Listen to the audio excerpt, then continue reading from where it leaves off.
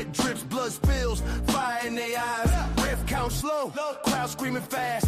Every move a story, legends gon' last. Welcome to Sports for You Wrestling, bring the heat. Every punch, every throw can't be beat. The bell rings loud, it's the thrill of the fight. Welcome to the action, under spotlight.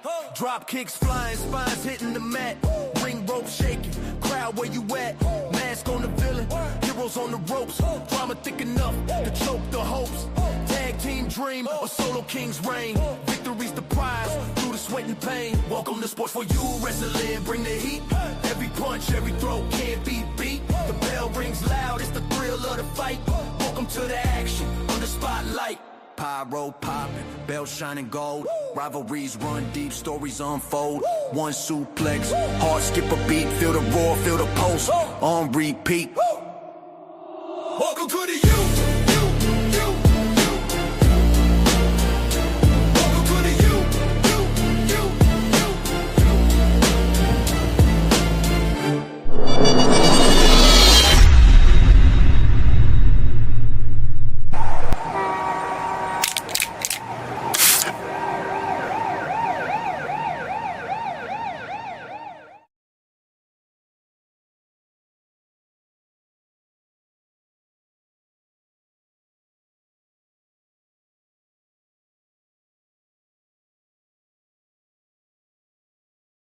Welcome to Sports for You Wrestling. It's our ring, our section.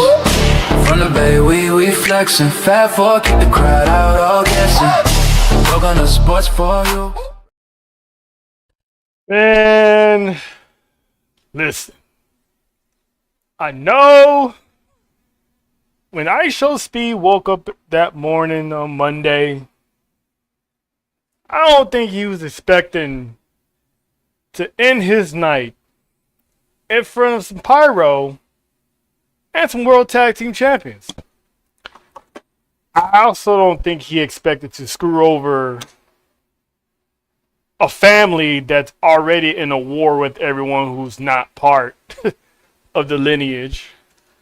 But this man effed up. And effed up badly to the point that he's going to have to answer to these guys one way or another. But we're going to talk about that soon enough. But first and foremost, welcome to the Sports You Wrestling Podcast, episode 75. I am the OTC Trail, and we got a good show today because we're gonna recap everything that happened on SmackDown, everything that happened on Raw. Well, most the important stuff that happened, and then of course what happened in NXT, which, I mean, shout out to the people at NXT because they put on a banger at the Garden. So the Garden was popping 2 nights straight. So shout out to them. But listen, we're going to start off with SmackDown, of course, because there's a lot of interesting things that went down on the Boo brand.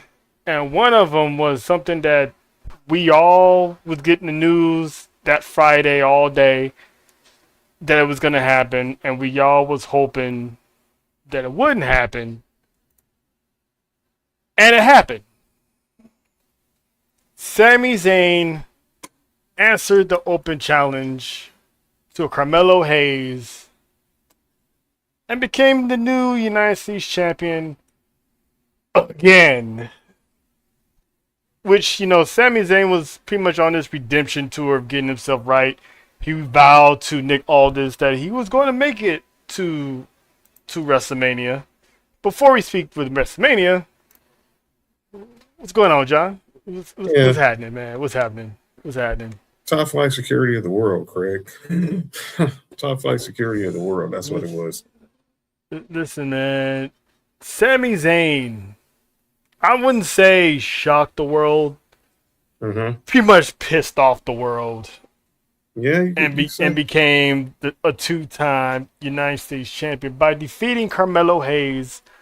I mean, we all saw this coming because all day Friday, everyone was like, I just heard the news about Melo.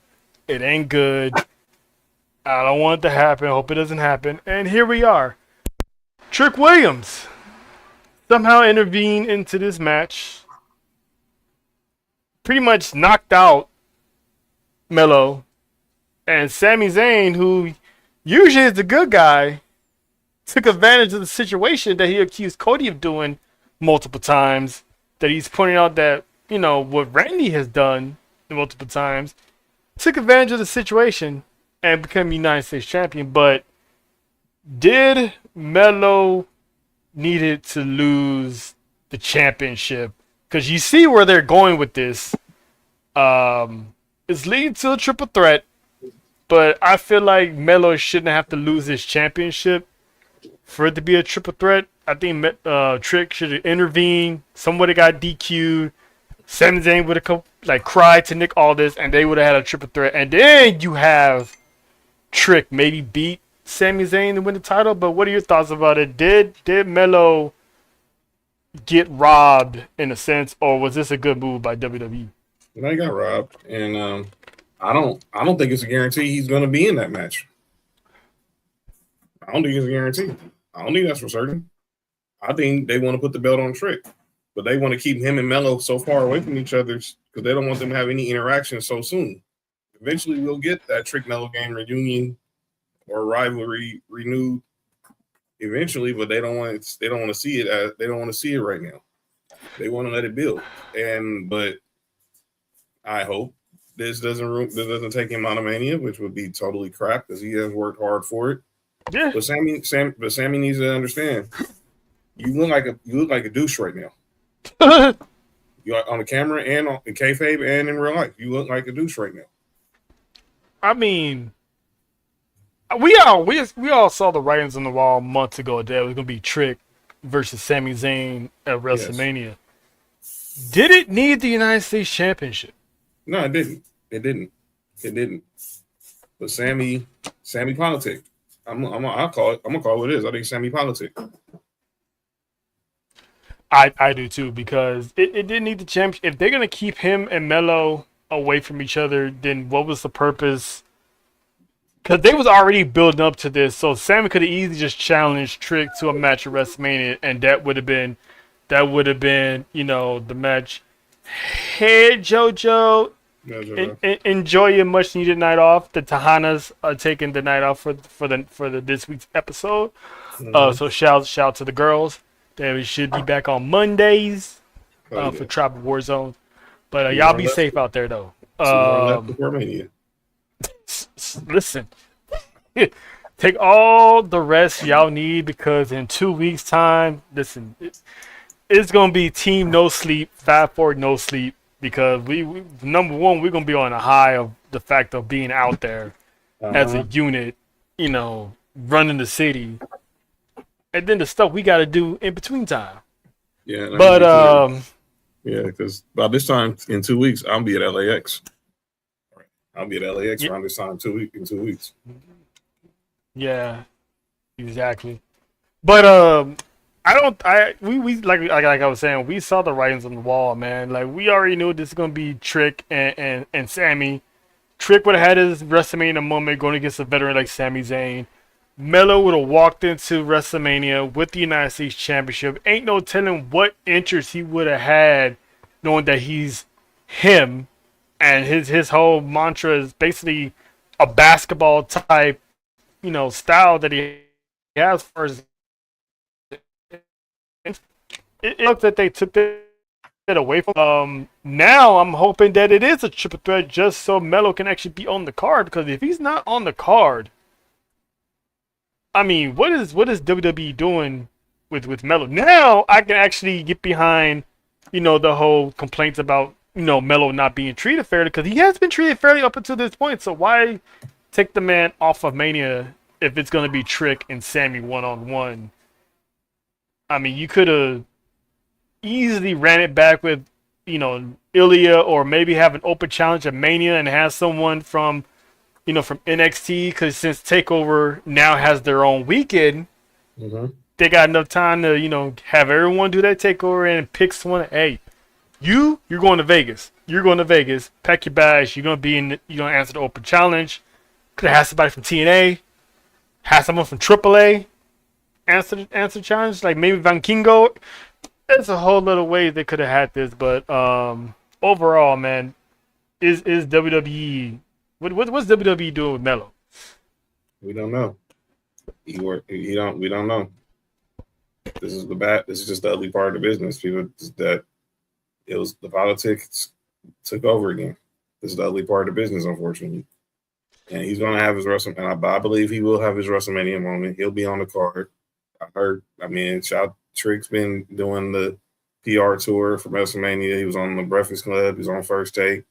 He was talking about Melo on Breakfast Club, and I think we all know he deserves to be on that grand stage. But Sammy needs to know.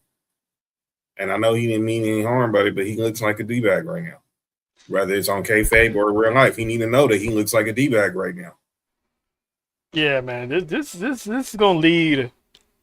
All stories are leading to Sammy finally crossing that picket fence. If you catch what I'm drifting here, because the underdog story, it ran its course. Now Sammy went from being the underdog to, I gotta do what I gotta do to have my WrestleMania moment.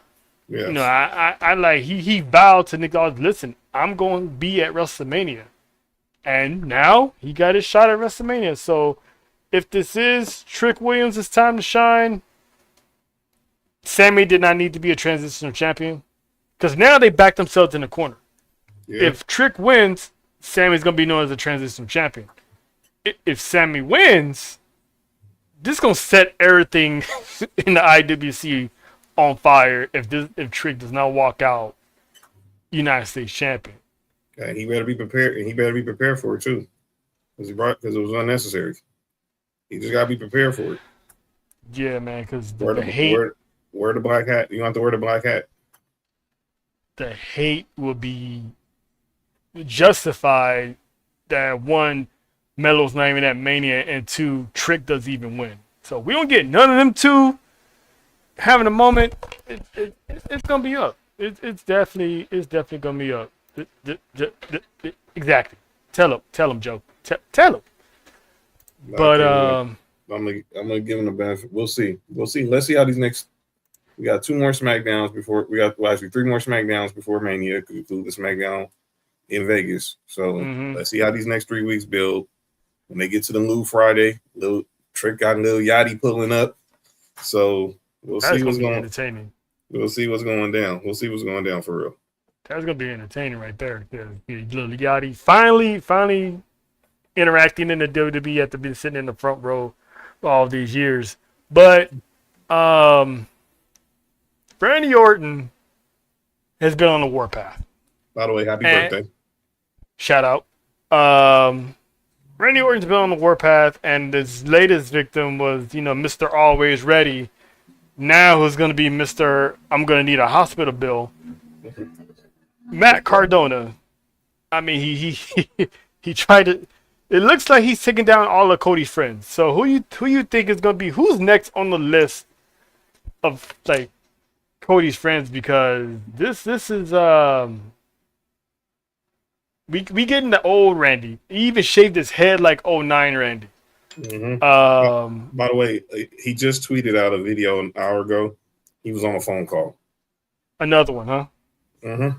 On his birthday. Listen, Faith hit me up earlier today about that theory, about the latest theory on that phone call based on what happened on Monday, which we would definitely. Actually, you know what? Since we're on the subject of Randy Orton, you might just get to it. Cody Rhodes. I heard that theory. Cody Rhodes showed up to Monday Night Raw. First, I was like, once again, what's he doing here? He don't even go here. But then I'm like, he's a WWE champion. He can do what he wants. Yeah. WWE champion has to be at the Mecca, at the Garden. There's no way not one WWE champion does not show up at Madison Square Garden. Cody comes out, but we was graced, John, by the appearance of one Stephanie McMahon saying that, her grandfather made Madison Square Garden, which he did. The big man. The last names of James, Bryant, Jordan, and McMahon's are solidified within the halls of Madison Square Garden. Pretty much, Oh, what did you expect? Yo, time the F out. oh, I'm just reading the aggregation from Randy tweet. Randy Orton says he will see the person that he has been speaking with on the phone with this Friday in the Lou. His hometown. it's himself. It has to be himself. It has to be himself. In Orton country. What are the odds that it's gonna be like a mirror or something, and it's himself? We want some context. He's standing in front of a I'll say a mural. You know, standing up in front of a backdrop, and there's a picture of his dad and granddad in the ring. A U.S. flag, a statue, a dragon statue. Looks like a trophy, a football trophy. But he's staring at the picture of his dad and his granddad. Damn, what if the voices is his granddad? Well, you're gonna find out. He said the person's coming they'll be in the loop. It's like that's gonna be, and I'm pretty sure Cody's gonna be in the loop, so he's definitely gonna find out one way or the other. But Stephanie gave Cody a little pep talk, which included the infamous Stephanie McMahon slap. You know, as John always says, was the hand say to the face. And that looks like it lit a fire in Cody because he told her thank you. Mm-hmm. What was your thoughts, man, on pretty much Stephanie, one, making an appearance back, and two, pretty much maybe being that final seed to get that Homelander Cody that we all been waiting for the past at least six months or so. I love it. I thought it was great TV. I mean, let's be clear. People wonder why Cody was there. Y'all don't think no offense to SmackDown or nothing, but Stephanie, man, she's gonna make an appearance. It's gonna be on the flagship. So no disrespect to SmackDown, but she's coming back on TV. She's coming back to the flagship for a reason, and that reason was to basically let Cody know this Cody Rhodes ain't it. Mm-hmm. You ain't gonna be this Randy Orton being this guy. You're gonna have to go listen to some voices in your head. And that slap heard around the world. The venom, it was vintage Stephanie McMahon, and she's getting ready to go in the Hall of Fame in two weeks from Friday. Just reading Cody the riot act, and I loved it. And you add the backdrop of the garden with Chef's kiss. I mean, she basically gave Cody the. That's exactly what she did. Slapped that man so hard that he even got Brandy Rhodes up out of her chair and tweeted. She was like, "Ah, shit, Steph, come on, man. I'm chilling. Don't make me get up." Like, I mean, listen. Now, Brandy has been quiet 9 times out of the 10, but I can't get mad at her for wanting to stand up for her man because nobody puts their hands on her husband. So hopefully we get what Nessa's been wanting, and we get Brandy Rhodes stepping into this story. Because imagine Orton drops Brandy like he dropped Stephanie decade or so ago. Mm-hmm. Was that almost 2 decades ago? Like 09, head of WrestleMania, 25th WrestleMania. Listen, that whole year, Randy Orton should have been locked up. he was diabolical. He was beyond diabolical that year. That was the reason why we called him. We always bring up 09 or not all the Randy Ortons. That year was the best version of Randy Orton. Heel wise, because that man, like, he did anything and everything. He punched John Cena's dad, RKO Stephanie, makes out with her unconscious, against right in front of a man who married her unconscious. So the irony, the irony in that one. Planet Triple H try to break with it. Didn't they try to break Batista's arm? Yeah. slaps and punts Dusty Rhodes while Cody watches and still fell in line and became one of the members of Legacy. Planet Mr. McMahon. Speaking of Mr. McMahon, that line Cody hit on Stephanie, Oh boy, that double entendre of a line when he was like, I'm not like my father and you not either. that was Listen. crazy. That was crazy. That was so much. There was so much in that line. So much. It was so much in that line, and twice the because that could have been taken so many ways, and no matter which way it was disrespectful to Steph. Like, she could have meant that she would never be as ruthless as Vince. So, you're not like your dad, or you're not in the public eye about to go to prison like your dad. So it's like and I said this on Monday. Bringing up Vince is always gonna be a touchy subject because I think she brought up on the last episode of What's Your Story, not the one with this past one, but the one from last week.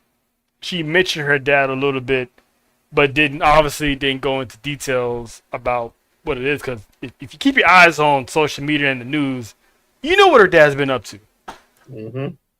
But it was good to see Stephanie. I don't think it's gonna be a one. You think it's gonna be a one-off appearance for Stephanie because it's the Garden, or is there a theory going around that maybe the Authority might be making their return? Hell, Tommy Dreamer think what if it's Vince? That would be crazy. Well, if it's Vince, then we're definitely not seeing him on SmackDown. Yeah, so I can see the Authority, and if that's the Authority, they to me, I think they'd be leaning in the side of Cody to finally get the venom out of them that they've been trying to see, that people have been wanting to see, because they've been. I mean, it can be Randy because they've been down that road too, but. Mm-hmm. And Triple H is known to do business with people he's been in blood feuds with. Yeah, so they've been down that road too. But I think if it's somebody, it's I think it's if Stephanie's coming back for a one-off, I think it's for Randy. Because base theory was that maybe Stephanie could be coming back, possibly. As the Authority, because Triple H was in the building as well. Mm-hmm. As far as we know, Steffi is not even employed by WWE. I mean, she does do her show, but I don't think she's actually under contract with the company. So I think that was just a one-off until. I mean, who knows? I mean, it's not like she's getting paid for it. I mean, she's married to the guy, so she can just pretty much walk in the door, whenever she wants. Right. But how you feeling about this story between Randy and Cody? Because is it working? Is it working for you? Or is it missing something? Like, how would you go about it? I mean, it's 50-50 right now. I think we'll see how it keeps going. You already took out Camaradona. I mean, that was 09 Randy. When he RKO'd Jelly Roll, that was clearly 09 Randy for sure. And the smile, the demonic smile on his face, that was Orton. That was the Legend Killer. And much respect for Jelly Roll trying to be a peacemaker. Yeah, you gotta be careful because next time you could be getting a boot to the head.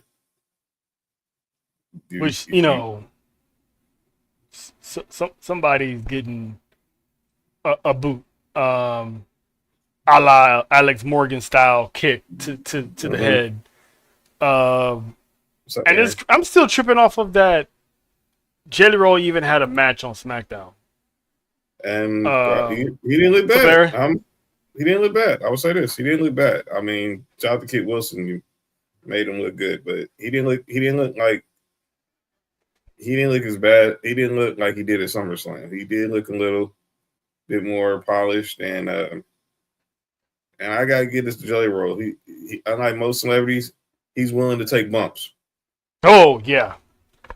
I mean, he's willing to take bumps. Bad Bunny's willing to take bumps. I Show Speed. We clearly saw this man could take bumps. I mean, that spear from Braun Breaker last year's Royal Rumble still lives rent free in my head for all of eternity. Because I mean, and it's almost looking back at it, he even botched that spear because he wasn't turned around all the way, so he took that spear on the side.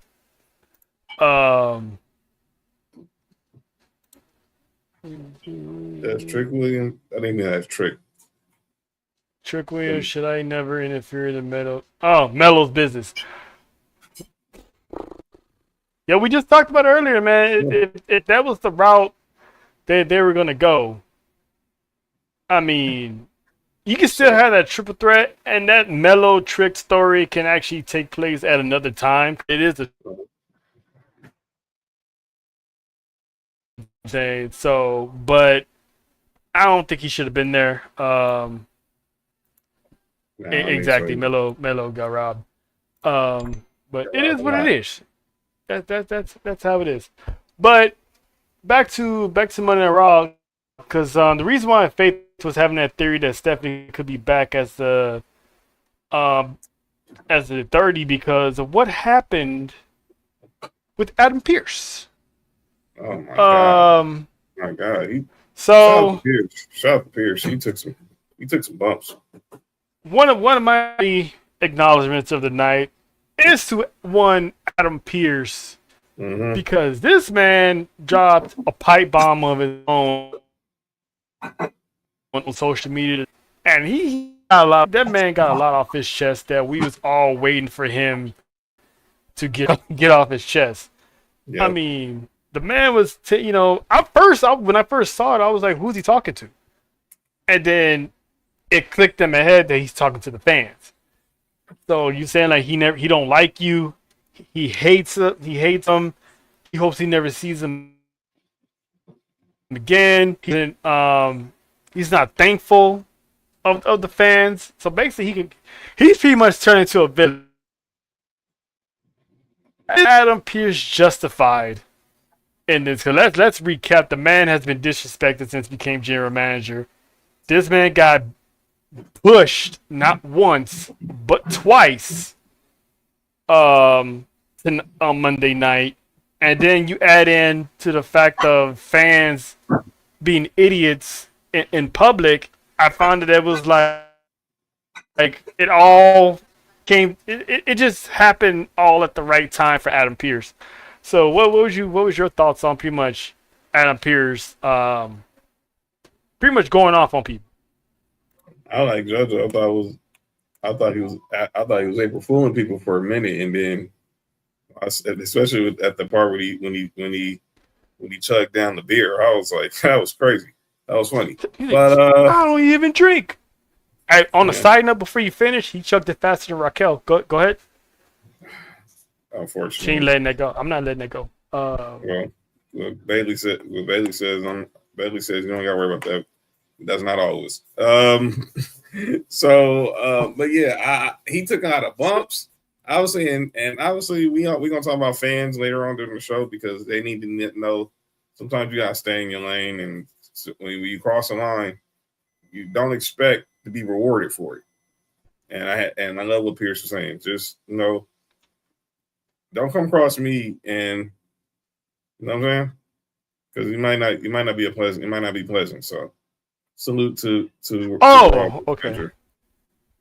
I'm like what I do, and I just remember what I said about Raquel. But it's true. Hey. It's true. He out chugged her. For a man that supposedly don't drink and now live out and live basically said this is easy work. Listen, Dom is in the clip right now.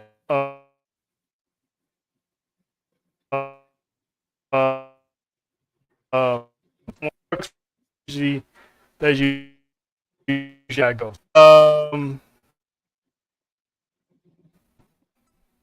What else we got here?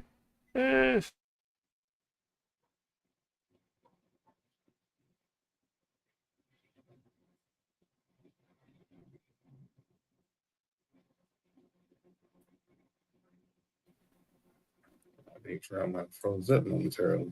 Oh, There you go. hear me? Yeah, I hear you. Okay, what do you think is next for Adam Pearce after this? Are we gonna see Adam Pearce get removed at some point, or are we getting a villain arc where he now takes matters to his own hands now?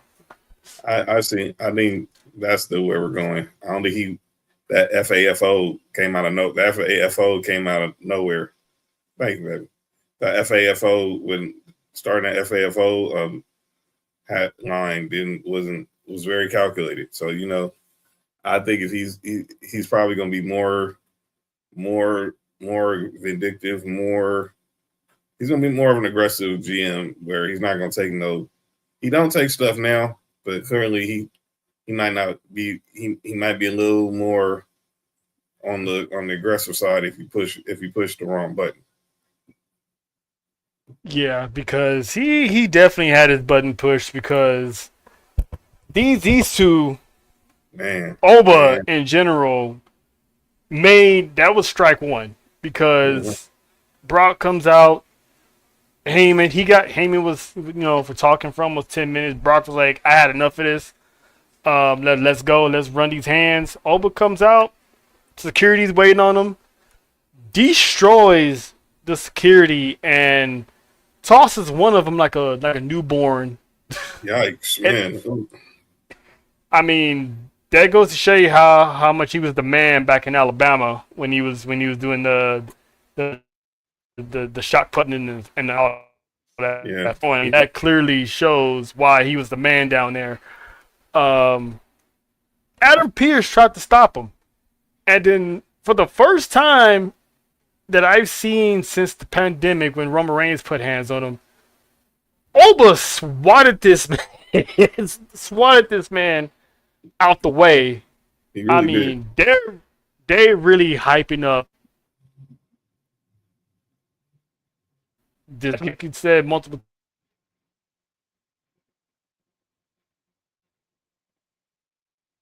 times, it's kind of Savage, Hogan, that one big fight feel. Yeah.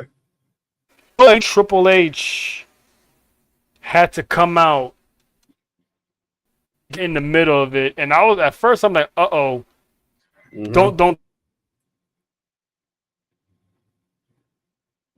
touch, don't smack. Don't get hurt, Paul. Don't get hurt. That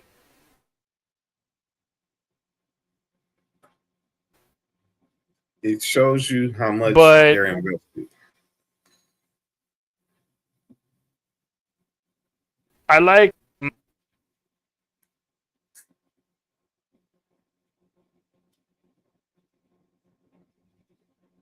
this fight.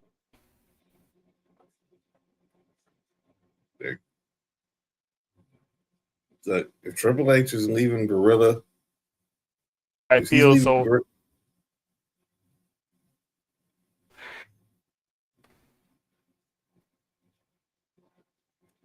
Having Triple H come out there was definitely a good move. What did you think about the whole standoff with Oba and the Beast Incarnate? If Triple H is leaving Gorilla, he's leaving Gorilla for a reason, and he clearly is all in on this match. So he didn't come out and try to stop Roman and Punk all these weeks. He came out to stop this one. He's all in on trying to make some magic with Oba Femi for sure. And he is showing that we're going to make sure that this match is built the right way. So y'all had y'all two face-off. You had your two wins last week. Let's fall back. But when they get to H-Town next week or Sacramento on that final Raw before Mania, I don't know what to expect. But Oba Femi before we get to Vegas, Oba Femi's going to eat at 5. He's going to eat at 5 for sure.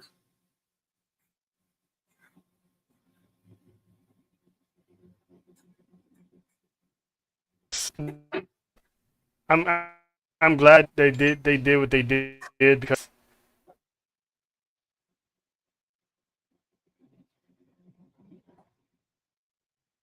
they have to have that little break into like Oba's gonna get hit in the final stop. So I'm looking forward to that. But we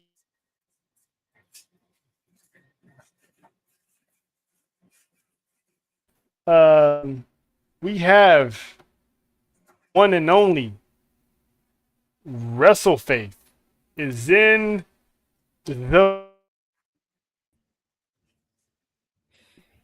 Hey. What I thought. What's up, Big Goose? What's up, OTC? What's going on? What's going on, Faith? We all good? How you feeling? Cousin? I'm good. Just got through working. Mad because my camera on my laptop has been down for, I don't know, all week. Maybe a week and a couple of days. And it's a brand new laptop, so I'm feeling away. I don't blame you. I think Trail's gonna froze up right quick, so we'll give him a second. But I'm gonna get your thoughts. What were your thoughts on the latest standoff with Oba and Brock this past Monday in the Garden? Now look. Don't tease me with a good time. Okay? Yeah. I've been calling it Nigerian ruler meets Mr. Moose Knuckle. Okay. Mm-hmm. I love big meaty men slapping me. I'm gonna just be 100% with you. Okay, Biggie. Ever since Biggie said it, I'm like, yes, I get it now. Mm-hmm. But to be honest, I'm more hyped for that match.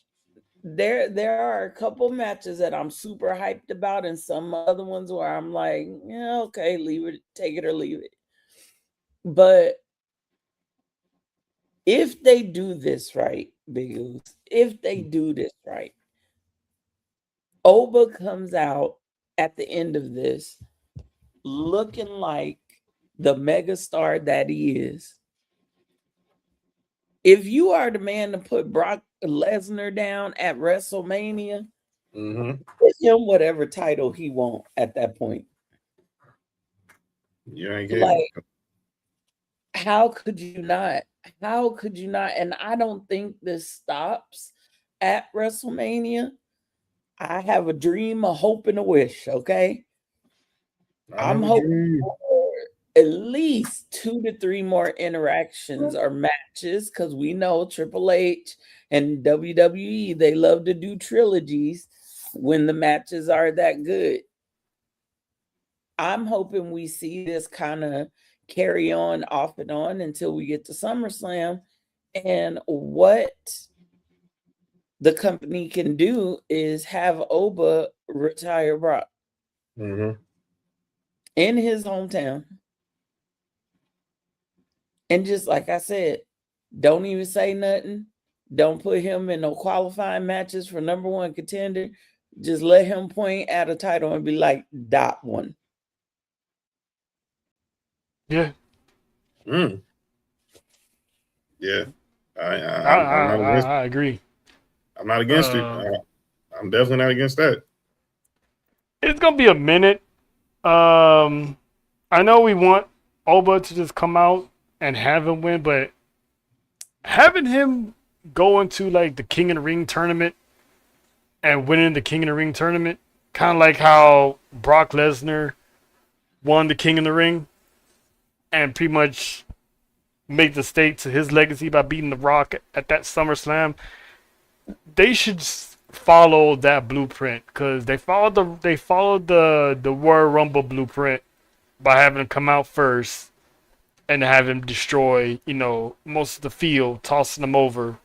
They should follow that same rookie season and if they're gonna crown him champion, have him win the King of the Ring, have him destroy who was in the tournament, and then maybe have like a little test in the finals. Or maybe they run it back for Rusev, or maybe you get I don't know who will be in the finals. Would it be Jay? Would it be Jacob? Give him that, and then have him go to SummerSlam and have another big win of his career and dethrone Roman Reigns. I could see that. I think you're right. I think you are hitting the nail on the head, so to speak. OTC, they are following Brock's rookie year. And I think Brock chose Oba. I can I see think it so now. too. It's starting to look like it. Really starting to look like it. Mm-hmm. It's really starting to look like it. I think Brock sees himself in Oba. I think he sees Oba's potential and is like, I feel safe leaving my spot with him. Mm-hmm. That passing of the torch that we've seen throughout the years. We saw it when Undertaker slapped Roman on the chest and was like, this is your yard now. Mm-hmm. We've seen it with Triple H trying to do that with Seth back in the Authority days. Mm-hmm. We've seen the passing of the torch moments. And I think this would be a great person for Brock to pass that torch to. Also, Brock, you kind of got to make up for some stuff, bro. You owe the melanated sort. So, Mm-hmm. Yeah, you got some receipts, Rock. So the 40 acres the 40 acres in the meal, he's taking care of it through Obafemi. like, come on, like when Kofi said avenge us, I felt that. I was like, hell yeah, Kofi, avenge us. I'm with that. And shout out to the Chaos Collective. I see ya. Yeah. I see Shout ya. out to the girls. You know what I'm saying? Shout out to the girls. They're getting rested up for Vegas. They're getting rested up for Vegas. But yeah, and it's funny because people say, "Oh, Brock don't like Brock's racist, blah blah blah." Why would he handpick Obafemi if that was the case? If this was his call to help push this man, then that's obviously we got to give Brock Lesnar more credit for being mindful of the business because this shows pretty much maturity on Brock's part because when he was the younger days, he didn't appreciate the business because he didn't grow up a fan of the business. Mhm. JR was like, you big, you fast, you go WWE. Basically, that's it. And then when he came back from UFC, it was all about a payday. Look, listen, I'm just here, get my money, F5 a few people, I'm going home. Like, don't call me for another 6 months. I'll be back again, get my payday, F5 some people, and go home. Now we're getting the Brock Lesnar that's giving back. Yeah. Which is cool.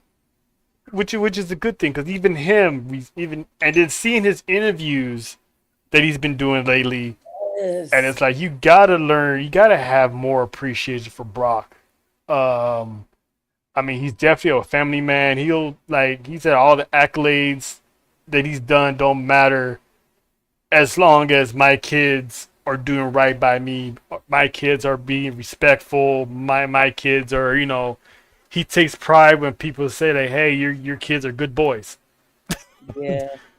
So it's like Brock Lesnar, the human, it's. I know some people going out there like, no, he's not. He's still guilty of what?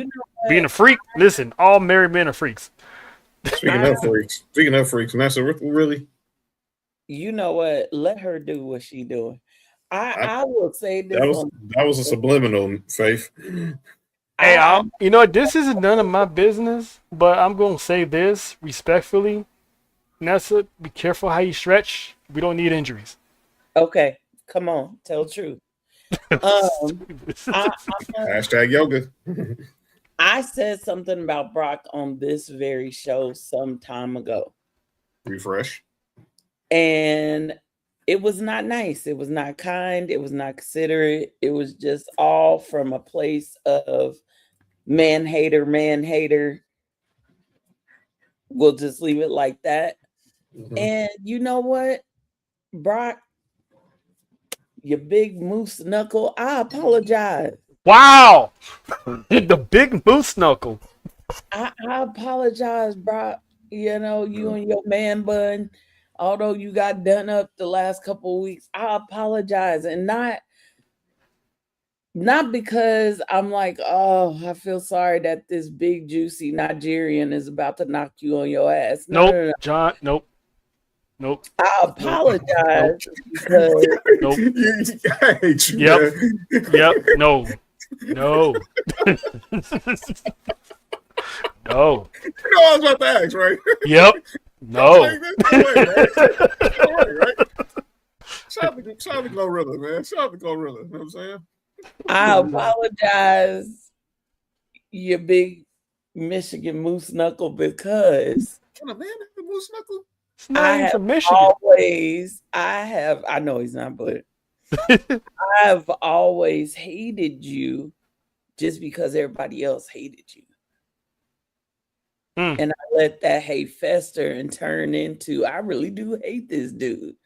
When it wasn't until recently that I was able to have the mind to understand your character. So my bad, big moose knuckle, my bad. Do you? But you got to get these receipts, okay? And they coming in the form of Oba Femi. Face apologies have been hilarious since Friday. No, dude, I mean, there's a lot of stuff I didn't know she was apologizing for. I'm like, wow. Apologize. I got a whole list of diabolical stuff I said. Yeah, that should be your final decree. Like, I would like to apologize for the following, just be like, You know what? I don't know if y'all see the year the ESPYs when A-Rod was on his, apology tour. They did this bit where Dr. Ken comes out and A-Rod's presenting an award, and he basically reads off a laundry list of things that A-Rod wants to apologize for. So Faith gets somebody, she be the A-Rod where she just sits there and she hits that pose and have somebody just reading off comedically everything she apologizes for. And it was like, and everything, like Dr. Ken's like, I'm sorry that I spoiled the ending to Avengers. I'm sorry. Stuff like that. But yeah, that's funny. That's pretty much how it's gonna go. May 9th is my last live stream with ATD for Backlash, and at the end of that, I got a whole list. It's a lot of Triple H on there. Okay, the Rock's on there. Said some stuff about him. There's quite a few people on there that I got to make apologies to, wrestlers and non-wrestlers. I'm gonna just say that. This is gonna be purgatory. This is gonna be purgatory. Is JC Jane on that list? Yup, Juiceless is on there. Okay. You might have to worry about that after Saturday. Dark State's on there. Wow, I didn't know you was talking about the YGs. I know why. I know why. Dang, Hornswoggle. Hornswoggle? Oh, shit. Yeah, man.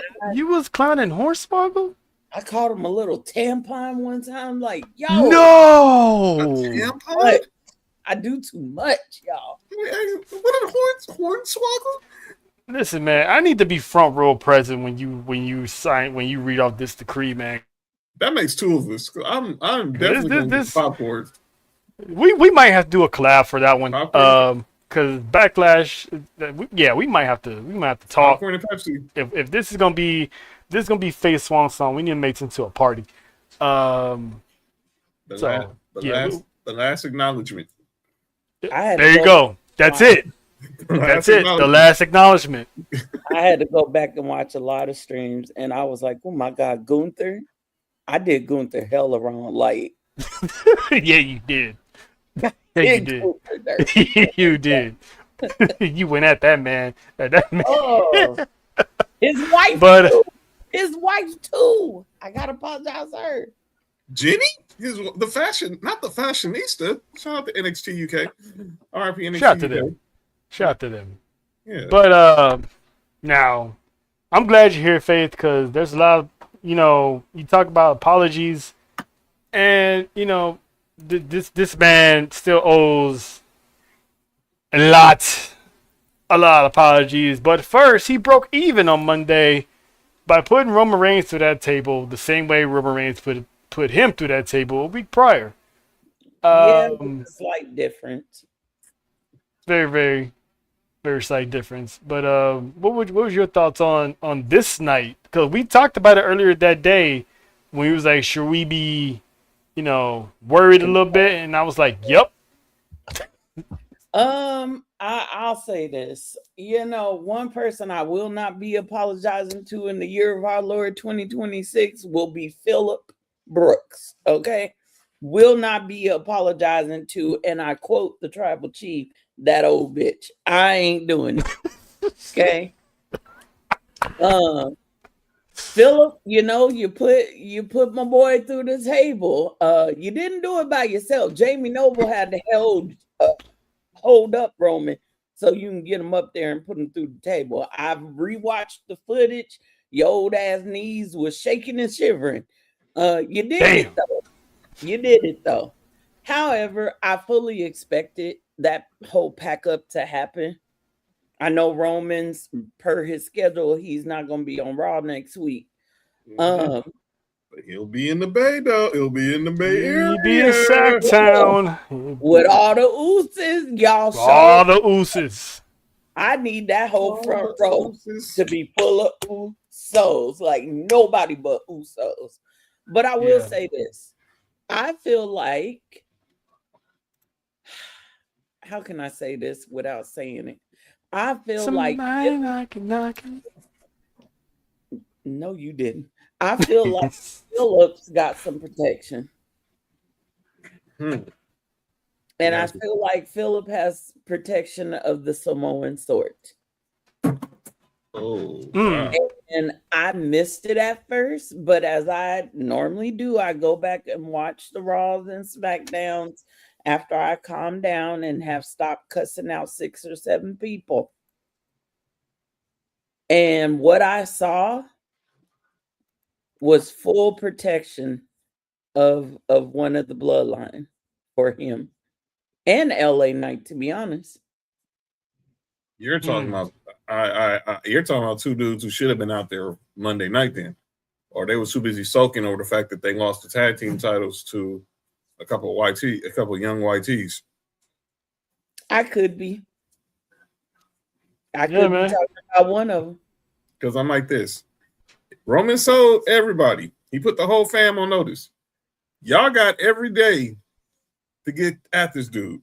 But when it comes to April 18th or 19th, he's mine. Last time I checked on the calendar, we was in March. That Monday Night Raw happened in March. Right. March 30th. Right. We had March 23rd, March 16th, March 9th, March 2nd. We had all these He March. said after WrestleMania too. He said before. He said before and after. And you got you got 420, 421. Well, in the case 420, 420, 427. But April 18th and 19th, that's my day. And I would have thought. Now I guarantee you, when we get to H-Town Monday night, woo boy. No, it's the Mooses in H-Town. You do know that, right? Of course. And he's hosting, and someone's hosting a Monday Night Raw watch party that night. Yes, he is. But listen, if you just see his mama and brother there, come on. There's been times, it says Zilla on the marquee, but it's just Mama Zilla and the broskies. You know what I'm saying? And while Zilla's out handling the business somewhere in the ring. So if we only see Mama Zilla and the brothers on TVs, keep your eyes open. Just keep your eyes open. And to play on what Nessa was saying, they're gonna be in Sacktown. I need Jacob's old homies sitting front row. All of his homies. Front row. Well, did you catch what Punk said? He's been kind of making light of it. He was like, I still ain't seen no Usos coming after me. They're a donut. Just wait. Number 1. Number 2, this ain't a spoiler. This is just my observations. Jimmy's been too cozy with the ops. I'm sorry. Jimmy been too damn cozy with the ops. I want to grab you by the end of your braids and ask you what the hell. Yeah, because this is the time you should be all about family, but yeah, you still fraternizing with the lighter skin complexions. Mm-hmm. Let me go back to the night that Jimmy and Jay went out there and said, look, we ain't coming out here for Roman. This ain't got nothing to do with Roman, but everything to do with respect. Mm-hmm. We need you to apologize. There's cultural implications on why they need him to apologize. Y'all folks, Google, do your research to find all that out. What I'm saying is, when Jay went to push Punk, if you go back and watch, after that push, Jay was stepping back towards Punk to whoop his tail. What did Jimmy do? He pushed. He was Jay. holding Punk. He pushed Jay back and punched Punk, right? Mm-hmm. And then Punk looked at him and smiled. Then we see him the following week. He dapping up LA Knight. Yeah. Jay ain't trying to have no part of him. Nope. Then we see him in gorilla position telling Punk, hey, be easy, my brother's on the warpath. At first I was like, he warning Punk. No. If y'all get what I'm about to say, he was protecting Punk. Look at the interaction when him, Jay, and Roman were in the ring. Why Punk immediately punched Jay, but decides to wrestle around with Jimmy? Mm-hmm. Jimmy ran up too. He could have punched Jimmy too. Mm-hmm. That's what I thought. That's what I thought he did at first, and I looked back and I'm like, oh, he just holding him. He just holding him. So I think Jimmy, you being a little too leisurely with a man that just told Roman, I'm gonna bury you next to your dead uncle. Mm-hmm. Which he legit, felt some type of way about it. That's why he wanted that apology. He agreed with Jay about the part that, he owes him an apology. But we still can't forget that the moment Roman and Jay started being on the same page, Jimmy wasn't feeling it. Mm-hmm. And we've been seeing that throughout. Go back some months. You can go all the way back to the Raw after when Jimmy and Jay came back together as a tag team. That was after Clash in Paris. When Roman came out and told Jay to his face, hey, this is what it's about. It's about family. You saw Jimmy in the background looking sour. Yeah, he say, nah, man, not again. Basically, that's what it is. They're going, not again. Jimmy, since Thunderdome era, has never wanted Jay to be on the same page with Roman. Ever. That's right. Because what do you tell him? What do you tell him after you screwed him at the World Heavyweight Championship? I don't want you ending up like him. Right. And then what did he say when he came back during the whole I ain't nobody's bitch era? What was his whole explanation about why he betrayed Jay at SummerSlam? He didn't want him to become Roman Reigns. And that is still holding true. Jimmy, one of the characters of the Bloodline that has always stayed true to how they felt is Jimmy. Mm-hmm. Whether he was heel Jimmy or face Jimmy, what was the one thing that he's always held to? I'm the big brother. Mm-hmm. He's his brother's keeper. And he's always going to be his brother's keeper. Exactly. And when his brother dumped him and gave Cody Rhodes all this praise, that's when Jimmy went heel and got pissed. Well, what did Jay just do to Jimmy the other week? Jimmy said, you cost us our tag titles. What was Jay? Or you got us in this tag match. And what did Jay say? I don't give a damn. I don't give a damn about them titles. Yeah. I think Jimmy's fed up with both of them. Yeah. It's either Jimmy being fed up with the both of them, or eventually Jay's like, listen, man, this is about family. You talking to these other people. We ain't got time for this. So I think now is probably time for Jay to do something to Jimmy. Because we already got the Jimmy doing something to Jay. I think now it's time to flip it and have Jay do something and still be justified. Like, listen, you're over here chumming it up with people who have gone out publicly and disrespected my family. You think I forgot when LA Knight kept saying my stupid family cost me the championship? Drew McIntyre, your stupid family cost me the championship.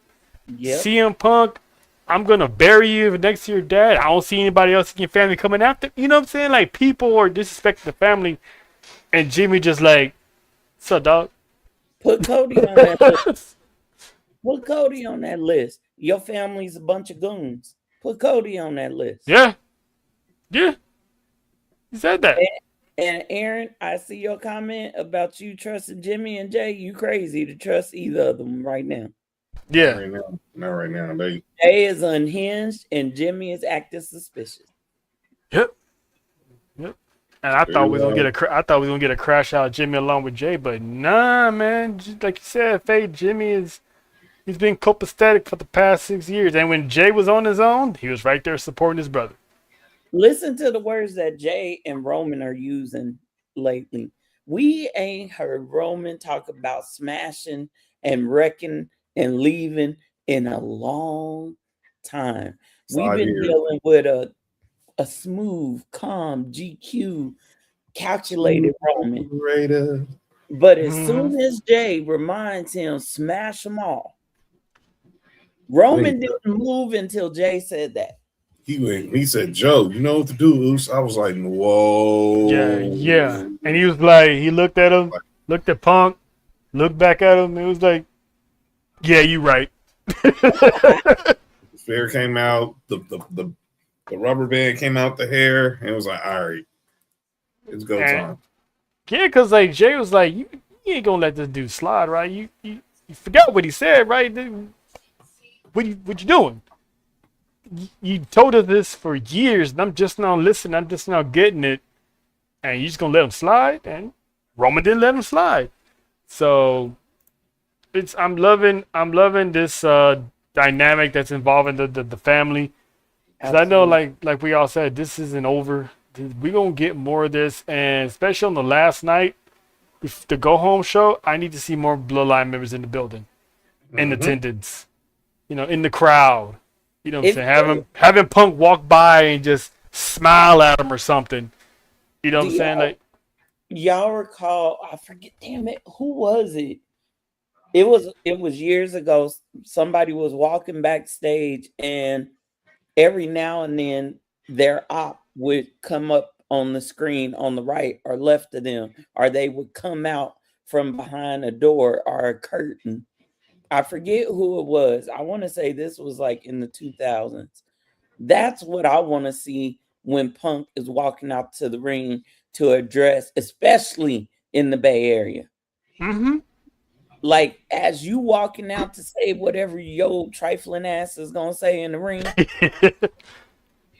I need to see just oozes popping out. I want to see Haku just get up all up in your face. Not say nothing. Just get up all up in your face. I'm waiting for this to happen.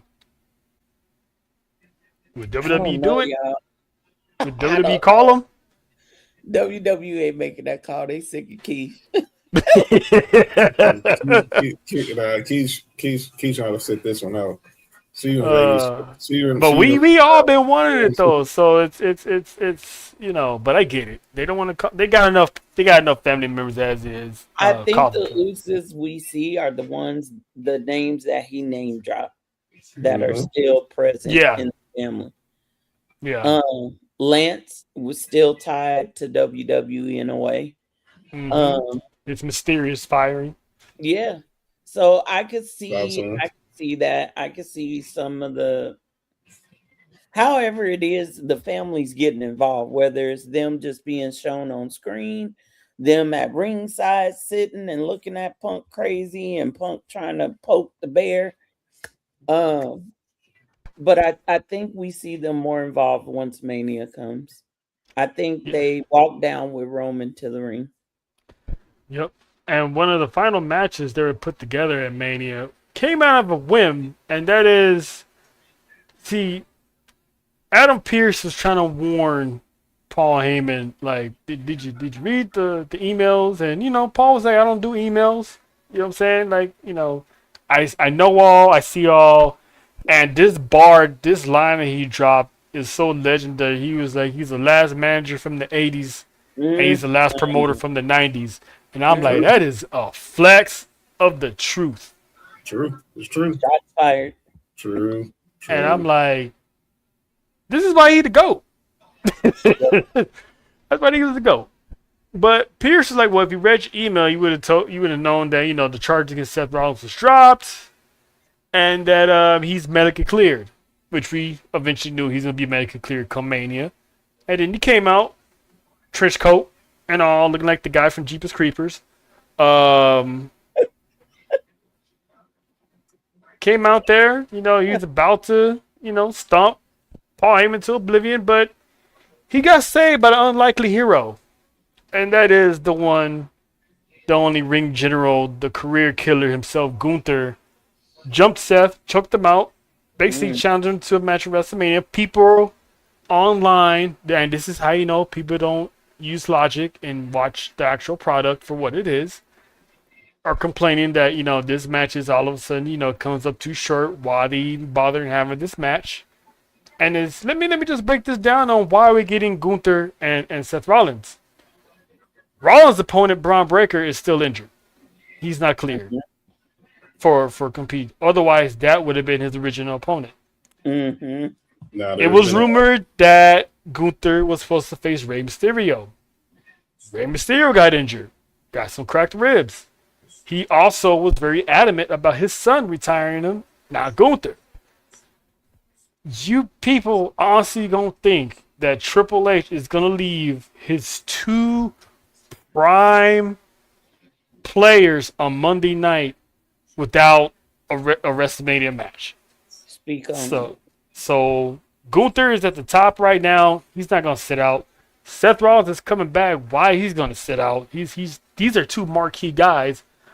Both of them got opponents that are injured. So you might as well just stick these two together, just to tie everyone else over to everybody else gets right. I got Gunther winning this one. I don't see Seth winning this, but this is one of those. Usually I would say they booked themselves in the corner, but this one is like, I see why they booked these two together because you got to have them. So, but John, what was your thoughts? Because your face was the same as mine, same as JoJo's, and Nessa when the ring general showed up out of nowhere and put belt to ass.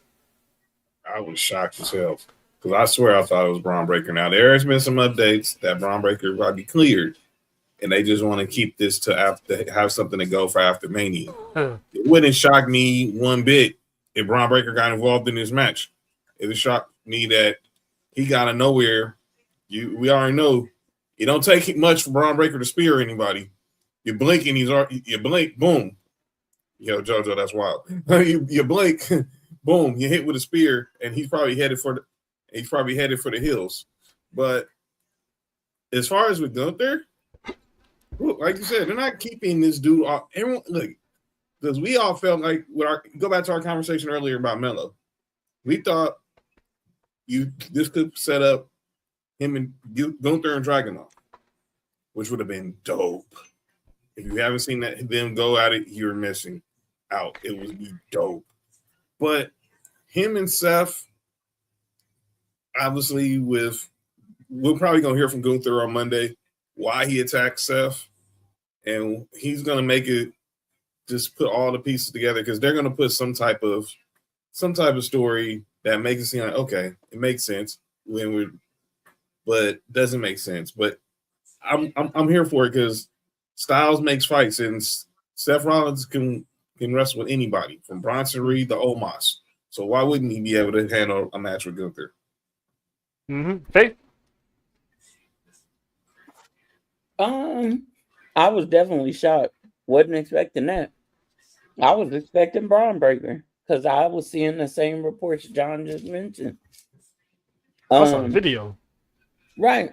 By the way, that masked person, everyone now know. I know that I can confirm that wasn't Braun. That was Roxanne Perez. That's who I thought. Like that was Roxanne Perez. You go on her sure TikTok. Didn't move like a female. No offense. They had her. Them clothes was pretty heavy, but they showed when she did a TikTok, basically telling her day. So she had to go out there in the black hoodie and stuff so they could get her under the ring before she came out and they belt the ass on La Primera. She looked good, but when it comes to Seth and Gunther, I think the best way for them to connect it, because I'm already seeing people, it don't make sense. You know, Mm-hmm. I think the best way to connect it is just to simply Kenzie. say he's hired. He's hired hand.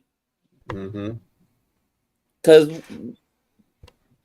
Paul Heyman came out and he fully expected Brock to deal with Seth. That's what he told Seth. FAFO. FA F5. I hate that shirt, by the way. It doesn't fit him. It don't fit him. It don't, and it looked like the 2K soccer logo, the FIFA or whatever. It Yeah. I don't like it. But I think that's the way you do it. You say, look, Brock got tied up. He can't count on Braun Breaker right now. Bronson Reed's injured. Mm-hmm. So who's the next best to go to? They trying to build Gunther as this next assassinator of careers. You heard Michael Cole and Corey Graves refer to him as the killer of careers Mm-hmm.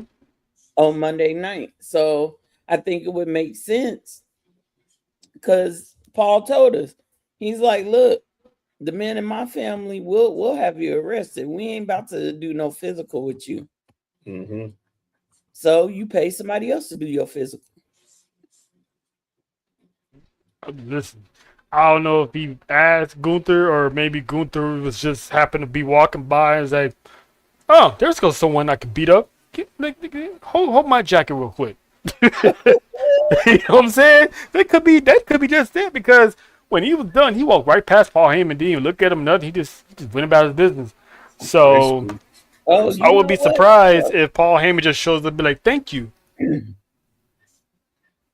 You know what? What if Gunther just did that because he felt like he shouldn't be left off of Mania? I'd take that too. Yeah, that's what I'm saying. And I give a theory from my brother Matt from That's Freaking Wrestling. What is this is Gunther basically telling Paul, I want Brock next. Hey, it could be. It could be. Listen, like I do this favor, but I'm the career killer, and Paul, the man has no problem selling your soul for profit. True. So, and we all talked about if there's anyone that should retire Brock Lesnar, there should be Gunther, and if it is gonna be SummerSlam, that's his payment. Because you know how Paul Heyman works with favors. Y'all might have cooked with that right there. Y'all had some flavor on that right there. Shout out to Matt. When I saw Matt tweeted that, I was like, you know ball, brother. You know ball. Yeah, and it's perfect sense too. Or maybe he did it just because, and then later on, like, hey, I took care of that Seth problem, by the way. So you kind of owe me this. I want Brock. SummerSlam. Make it happen. Or I can break you. Look, Paul didn't took enough hits. I'm concerned about Paul's health. Okay. Paul taking bumps every week.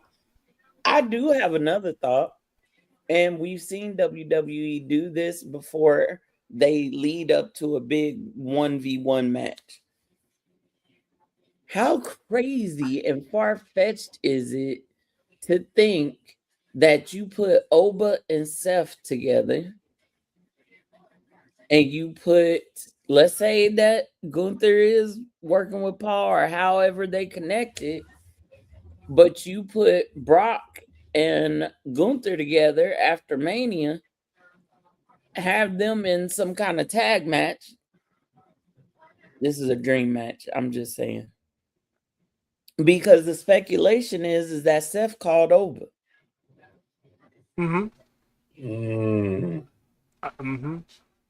Seth he is the architect. He is the architect. Seth wasn't clear when Brock came out. Nope. And let's be real, Seth knows Paul. He knows how Paul moves. So he would be expecting Paul to run to Brock like he normally does. Yep.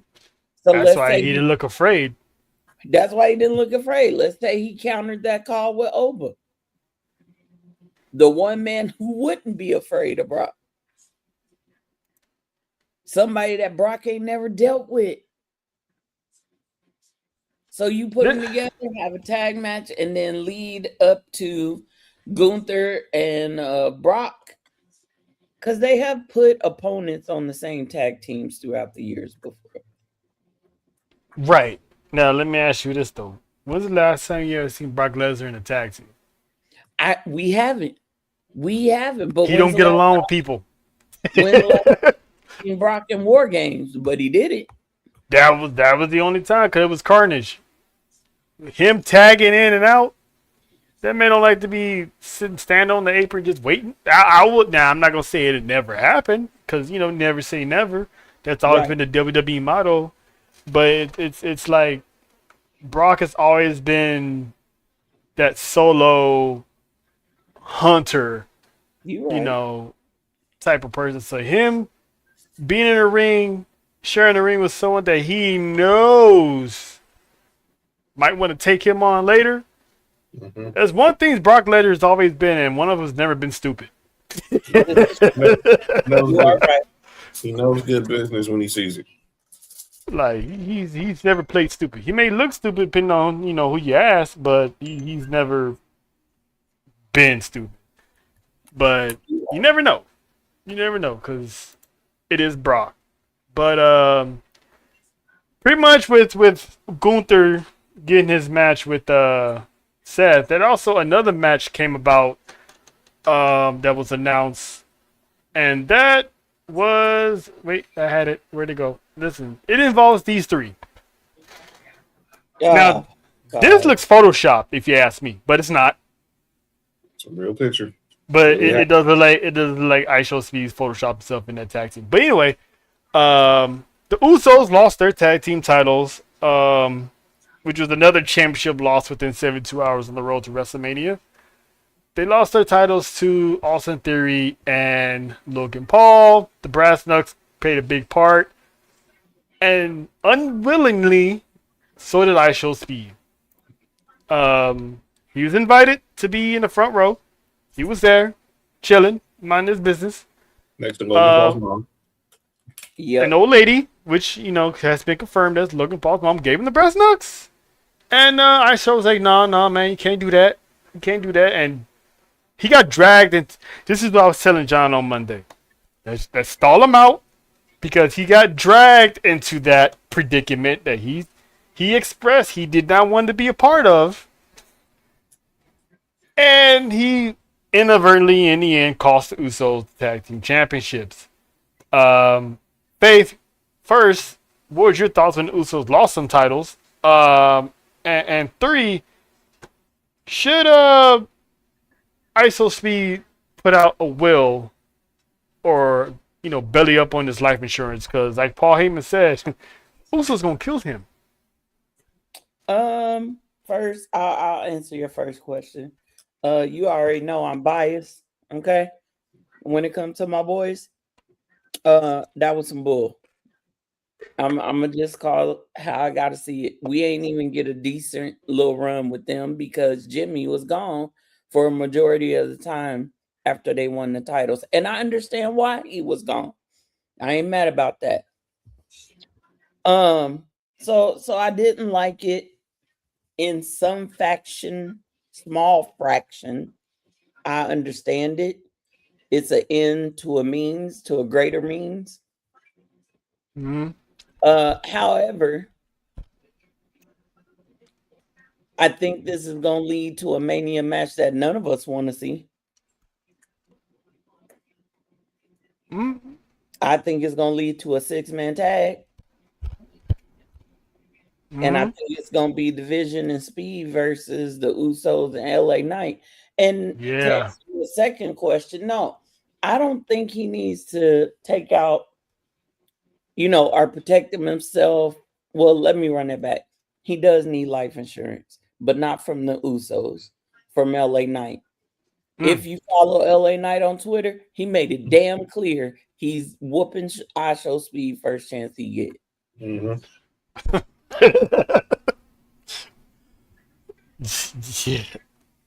Yeah. Yeah. And I can see, to be honest, John and Faith, I can see the Usos and LA Knight losing that match. Some reason Jay and LA Knight are going to get in each other's way. Yep, and Jimmy's gonna try to. He's gonna try to save the friendship. And Jimmy's probably going to be the one to take the pinfall, or maybe it's going to be Jay. One of those Usos getting pinned at WrestleMania. I think it'll end up being Jay, unfortunately. JoJo, don't kill me. IShow Speed is going to have his WrestleMania moment. Which is I'm happy for the kid, you know what I'm saying? And shout out to all these athletes and entertainers that are coming in. And not just coming in, they're training as they come in. And every celebrity that's been a part of it so far has been training and has done a good job. From Jelly Roll, IShow Speed was in the Rumble, had one elimination. And then obviously he got paused, he got rammed by Breaker. So I'm anxious to see how IShow's actually going to do. He probably won't be in much, but I'm pretty sure he's going to be the crash test dummy of that team. Well, I think he'll do okay. He's been training with Randy. And you can tell that he's bulked up in muscle over the last few months, which I think he is taking it very seriously. I agree with you. You know, you got people coming in who aren't, you know, quote unquote part of the wrestling world, but they are honing their craft. And as much as I hate Lane Pickle, I gotta give him his flowers. Logan Paul is a student of wrestling, and he studies, and he's working with one of the greats, Shawn Michaels. But he hasn't been sued by Heyman yet. If the Usos had to drop them titles just for this match to happen, so IShow Speed could get his moment at Mania, I think they could have went another route, because did we forget this man is cursed? Yeah. Danhausen cursed him. You could have put him in a Mania match with Danhausen. It's cursed. Kind of like and he picked and he upped the ante to get uncursed, and shows like I'm not paying that. Right. And so you got double cursed. So we've already seen Mania where we had Sami Zayn versus Johnny Knoxville. We could have had a moment where we had a great fun match with Danhausen and IShow Speed. You know? But no. I have a question. What if IShow Speed? What if IShow Speed gets the pin on one of the Usos? There's no way, bro. I will burn the nation. I'm sorry. I will burn the nation. Ain't no way in hell. I can see that happening, bro. And Faith, like, he's a human test dummy, and something happens. Jay and LA Knight cancel each other out, and then somehow IShow Speed's lifeless body gets the 1, 2, 3. And he's standing there half dead. He's standing there half dead with his arms in the air, like, wait, I won? kind of like this. I see where you're going. More dead.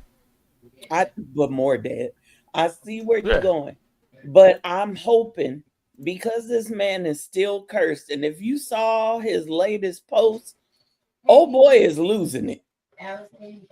IShow Speed is losing it. Like, he called somebody a green apple something. Like, I don't know what's going on with him, but what I'm hoping is that his curse, since the Vision want him on their side, that his curse costs them. Or Logan Paul is rich. He can help out IShow Speed and pay off Danhausen to get that curse lifted. Like, what if we see, you know, an interaction in the back, you know, Danhausen takes some money and, you know, and he does that, and it's over. The curse is lifted. I forget who said this, but this was not my idea. What if the only way you could break the curse is by Danhausen pinning you? But then he was required to have a match with them. Exactly. But That's he's why in I'm a saying triple they threat. missed He's in the tag team though. I know, but I'm saying that's why they missed the opportunity. Yeah, By but the way, Danhausen, thank you for doing God's work because I saw Cody was writing all on your merch and you went to go look for him. Go on and curse him all day long. I appreciate you. The one thing Danhausen doesn't say no to is money. So if I Show Speed can come up with that moolah, or as Space likes to call it, the mungan, he's getting that curse lifted. Wait a minute. Is the going rate 20 million? Is it $20 a million? 20 million or something like that. Listen, Logan Paul got money. Logan Paul can help him out. I think I Show Speed is worth more than Logan Paul, so I think he'll be forced to come up with that money and pay. I think either way it's going to be interesting. I do kind of want to see what I Show Speed can bring to the ring. I know he's not going to be in there a whole bunch, but I'd rather watch I Show Speed in a match than Jelly Roll versus what's his name? Kid Wilson. That's Monty's boo thing right there. Shout out to Monty. Everyone loves the Kid Wilson chat. Hey, everyone loves Kid Wilson. Everyone's loving Kid Wilson right now. But I'm a stand. If this happens, I want my Mungan. I Show Speed will pin somebody at WrestleMania. I lose my issue with that. I want my. If there's a bet in Vegas that says I Show Speed will pin somebody, I'm taking that bet. You know what? We'll go by the Tuscany Saturday morning and find out. What if it's not the Usos he pins? It could be LA Knight. It could be LA Knight. That'd be so bad for Knight. But he's pinning somebody. That's gonna be my bet. He's pinning somebody at Mania. Somebody. But it would be extra more to the sauce that if one of those guys he pins is the Uso. Lord, at that point, just break them up. At that point, just call it a day. Don't even bring back the other no more. Just call it a day. So I got a feeling the Usos ain't breaking up yet because Xavier and Kofi keep running their mouth. It's I think when they're done, that's when they break up. That climactic end. But with that 6-man tag being added, this is basically how Mania is looking. So this is pretty much so far the night 1 card, which is all in the fire yellow background. And then this is so far all of the night 2 card, which is all in blue. So we got 10 years later, they're bringing back the Intercontinental ladder match for the Intercontinental Championship. We're getting Dom and Finn. Hopefully by then, it'd be hashtag, as everyone always says, Man Panties Finn. The Demon would be back. Looks like we're getting Trick and Sammy for the title, which, wasn't necessary. Gunther's... Yeah, it's still time. Gunther, Rollins, we just talked about. The women's tag team match, the Fatal 4-Way, which, we all was talking about that's going to wind up happening. Mm-hmm. It's not official yet, but it looks like it'll be Jacob and Drew instead of Nick Aldis. Oh, it's official now? It's unsanctioned. Right. Unsanctioned. Oh, yeah, that's right. It is an unsanctioned match. Which I can still see Nick Aldis getting involved. Stephanie, Liv. I'm so looking forward to that one. I can't wait to see that one. And then the whole Jay to Rhea match just turned to 180, so I don't even know now who's going to win that one. Yeah. And we still got possibly more matches to add based off Monday. By the way, EO, glad you're doing well. Mm-hmm. Listen, that woman dodged a catastrophe. Could have broken her neck. She landed square on the back of her neck. I'm glad it was the back of the neck because it kind of bent. Luckily, these women are flexible because if that was the crown of her head, that would have been bad. the more every time I see it now, and I haven't been trying. I've been trying to avoid it, but the more I've seen it like all day today, man, that looked bad. Good God, dude. I think she knew it was coming because if you look at the footage, she tucked her head as quick. Yeah. As So shout out to her for adjusting on the fly. Because like I said, had she landed on her head, that would have been a bad situation. And like John said, that match hasn't even been added yet. Though the Asuka and Io, we're anticipating that to be added.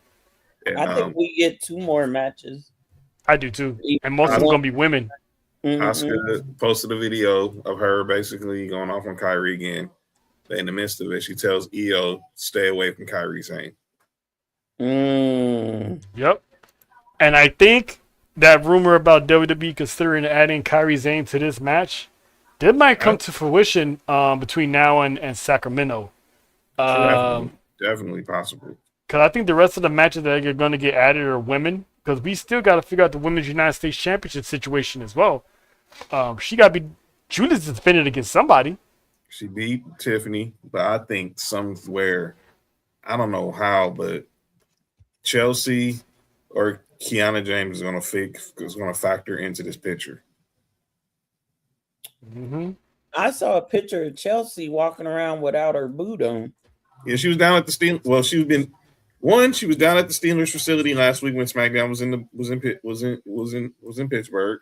And then, as Trail pointed out, she called out Lola Vice last week on AAA without a boot.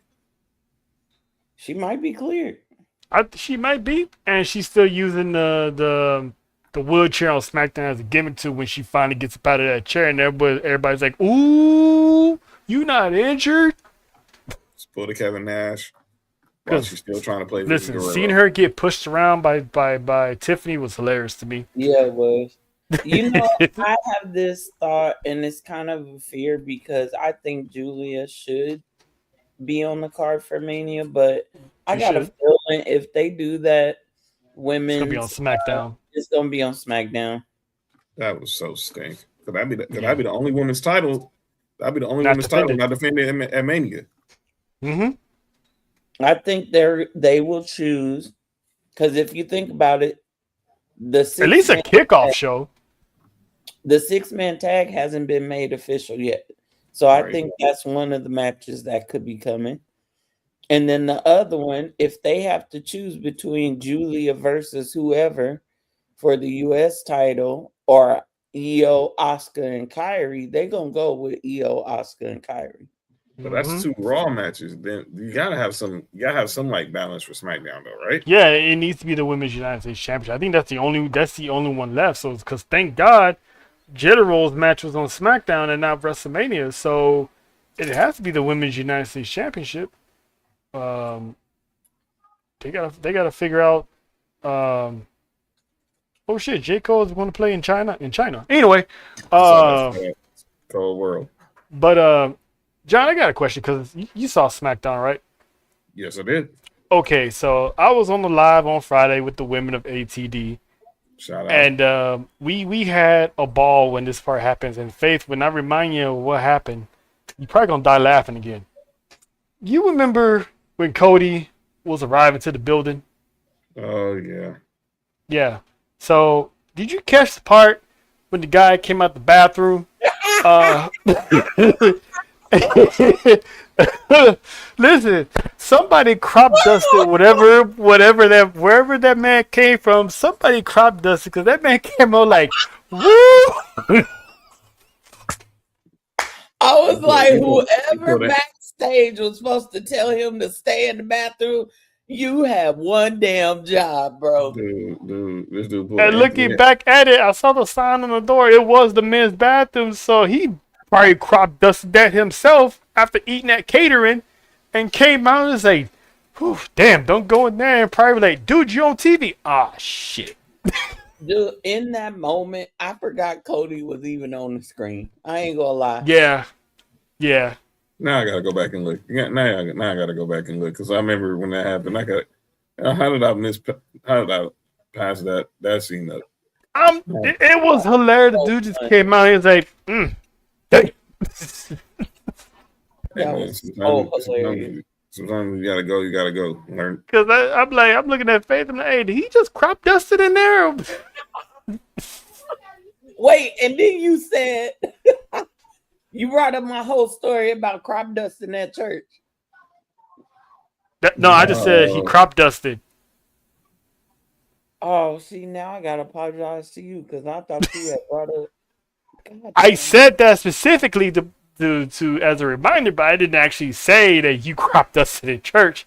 I just said, hey, that man crop dusted in there. Damn, I just told on myself. God damn it. It's okay. I mean, it's not the first time you told you yourself. You openly admitted it in one of the episodes that you crop dusted it. This So, is true. It's I okay. will say that man coming out was one of the greatest moments of SmackDown on Friday.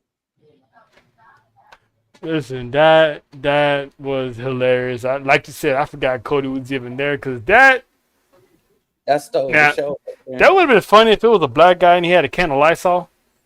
Don't do that, man. And that was on national TV. That would have ended the show right there. Nobody's paying attention to the rest of the show. That was hilarious, man. Shout out to whoever that backstage handler was. Yeah, your 15 minutes of fame was legendary, sir. Big ups to you. But before we get off the mania talk, news broke yesterday morning. A certain someone's childhood hero made an announcement on the internet. Keep going. I'll be right back. Keep going. I'll be right back. Mr. John Cena, the Unseen 17, which, by the way, Faith, I said when I first saw this, I had to make sure this was an AI because where did John get all this hair from? No, he told us. Remember, he went overseas and got some hair thing done. After he retired? No, he did it during his retirement tour. He was talking about it. Whose show was he on? Was it Pat McAfee? I can't remember. Oh no, yeah, no, I'm talking. But it looks like he got more hair since then. Yeah, that's what I'm saying. Bro, and it's darker. And it's darker. He was shooting for Netflix. That could be a two-pay. Oh damn! Why you gotta do him like that? I did. I'm sorry. God damn. Hey, now you gotta apologize to John now. Do I really though? It's Cena, man. You know what I'm saying? What does he do to you? He beat down Cody. It wasn't enough. I mean, what do you like? I'm pretty sure John is having a wardrobe change right now. That's why he took off. But he's gonna get his R-Truth on and come back with the shirt. He's probably like going through his closet. Where the hell's my shirt? But Faye, what is your thoughts on pretty much the Unseen 17 making a surprise return? Is he doing this because it was planned, or are they trying to put more butts in seats? I think it's both. And when I first saw his post, I immediately went back to and correct me if I'm wrong. I immediately went back to WrestleMania. Was it 28? Where Rock was the host and he interfered in Rock bottom Cena. Mm-hmm. I immediately thought about, Cena's definitely getting involved somewhere. I mean, if he does that, does he go back on his retirement promise? I don't think he goes back on his retirement promise. I'm not saying he gonna AA somebody, but I think if he does get involved in any match, it would be the Gunther Seth match. Really? Who retired?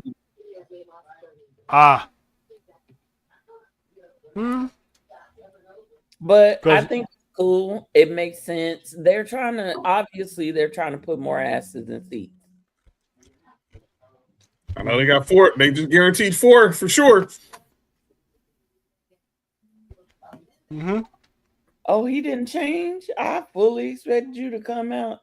No. I'm waiting for Trey to ask the right question. We talk about this at work. Just wait. Keep this discussion going. Well, John, does this to put butts in seats, or the fact that we didn't get John Cena for the Hall of Fame, and on top of that, does the fact that John Cena is going to host WrestleMania, does this change your fit? Because you usually have your fits laid out. Okay, today I'm going to wear this. Today I'm going to wear that. I'm pretty sure you already had your Mania drip for Saturday and Sunday picked out. Does it change now? Because we might be in the building for night one. I feel like we need drum roll. Put me on a solo shot, please. Oh, here we go. Put me on a solo shot, please. Let me explain something right now. I was in Vegas last year, and I did not get a chance to see John Cena's last WrestleMania match. I was at WWE World. I had the John Cena Vegas shirt in my hand, and I turned it down because I went and bought the WrestleMania shirt because look, he was right there, and every main match was right there. Oh, main event from Saturday, main event from Sunday, the women's match, and that's I can't forget about Bianca and Io and Rhea. So I bought the WrestleMania I was here shirt. But from that time from WrestleMania to December, you want to know something? Last shirt from his last match. Oh, then don't forget the dang Chain Gang shirt. Oh, let's not forget that I went to Travis Scott's pop-up shop in WWE World and I got the Travis Scott wrestling his real shirt. That will remain infamous. I got the Thank You Cena shirt. I went and got the freaking You Can't Eat video game shirt. I got the shirt when he beat Dom Mysterio. I'm sorry, mommy. When he became a Grand Slam.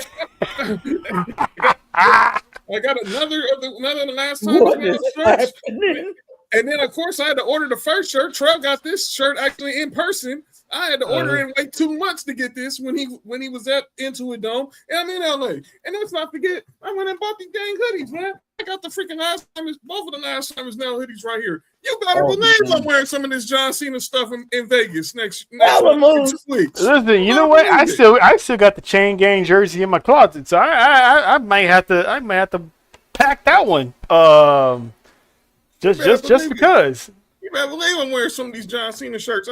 I spent my hard-earned money and buy these shirts, and I didn't get shirts. I only saw this man once because I saw him at Money in the Bank. This is true. Oh, you better believe I'm wearing these shirts in Vegas.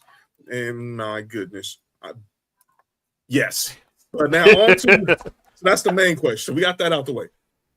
To the original two questions. Yes, I think this is a ploy to sell more tickets.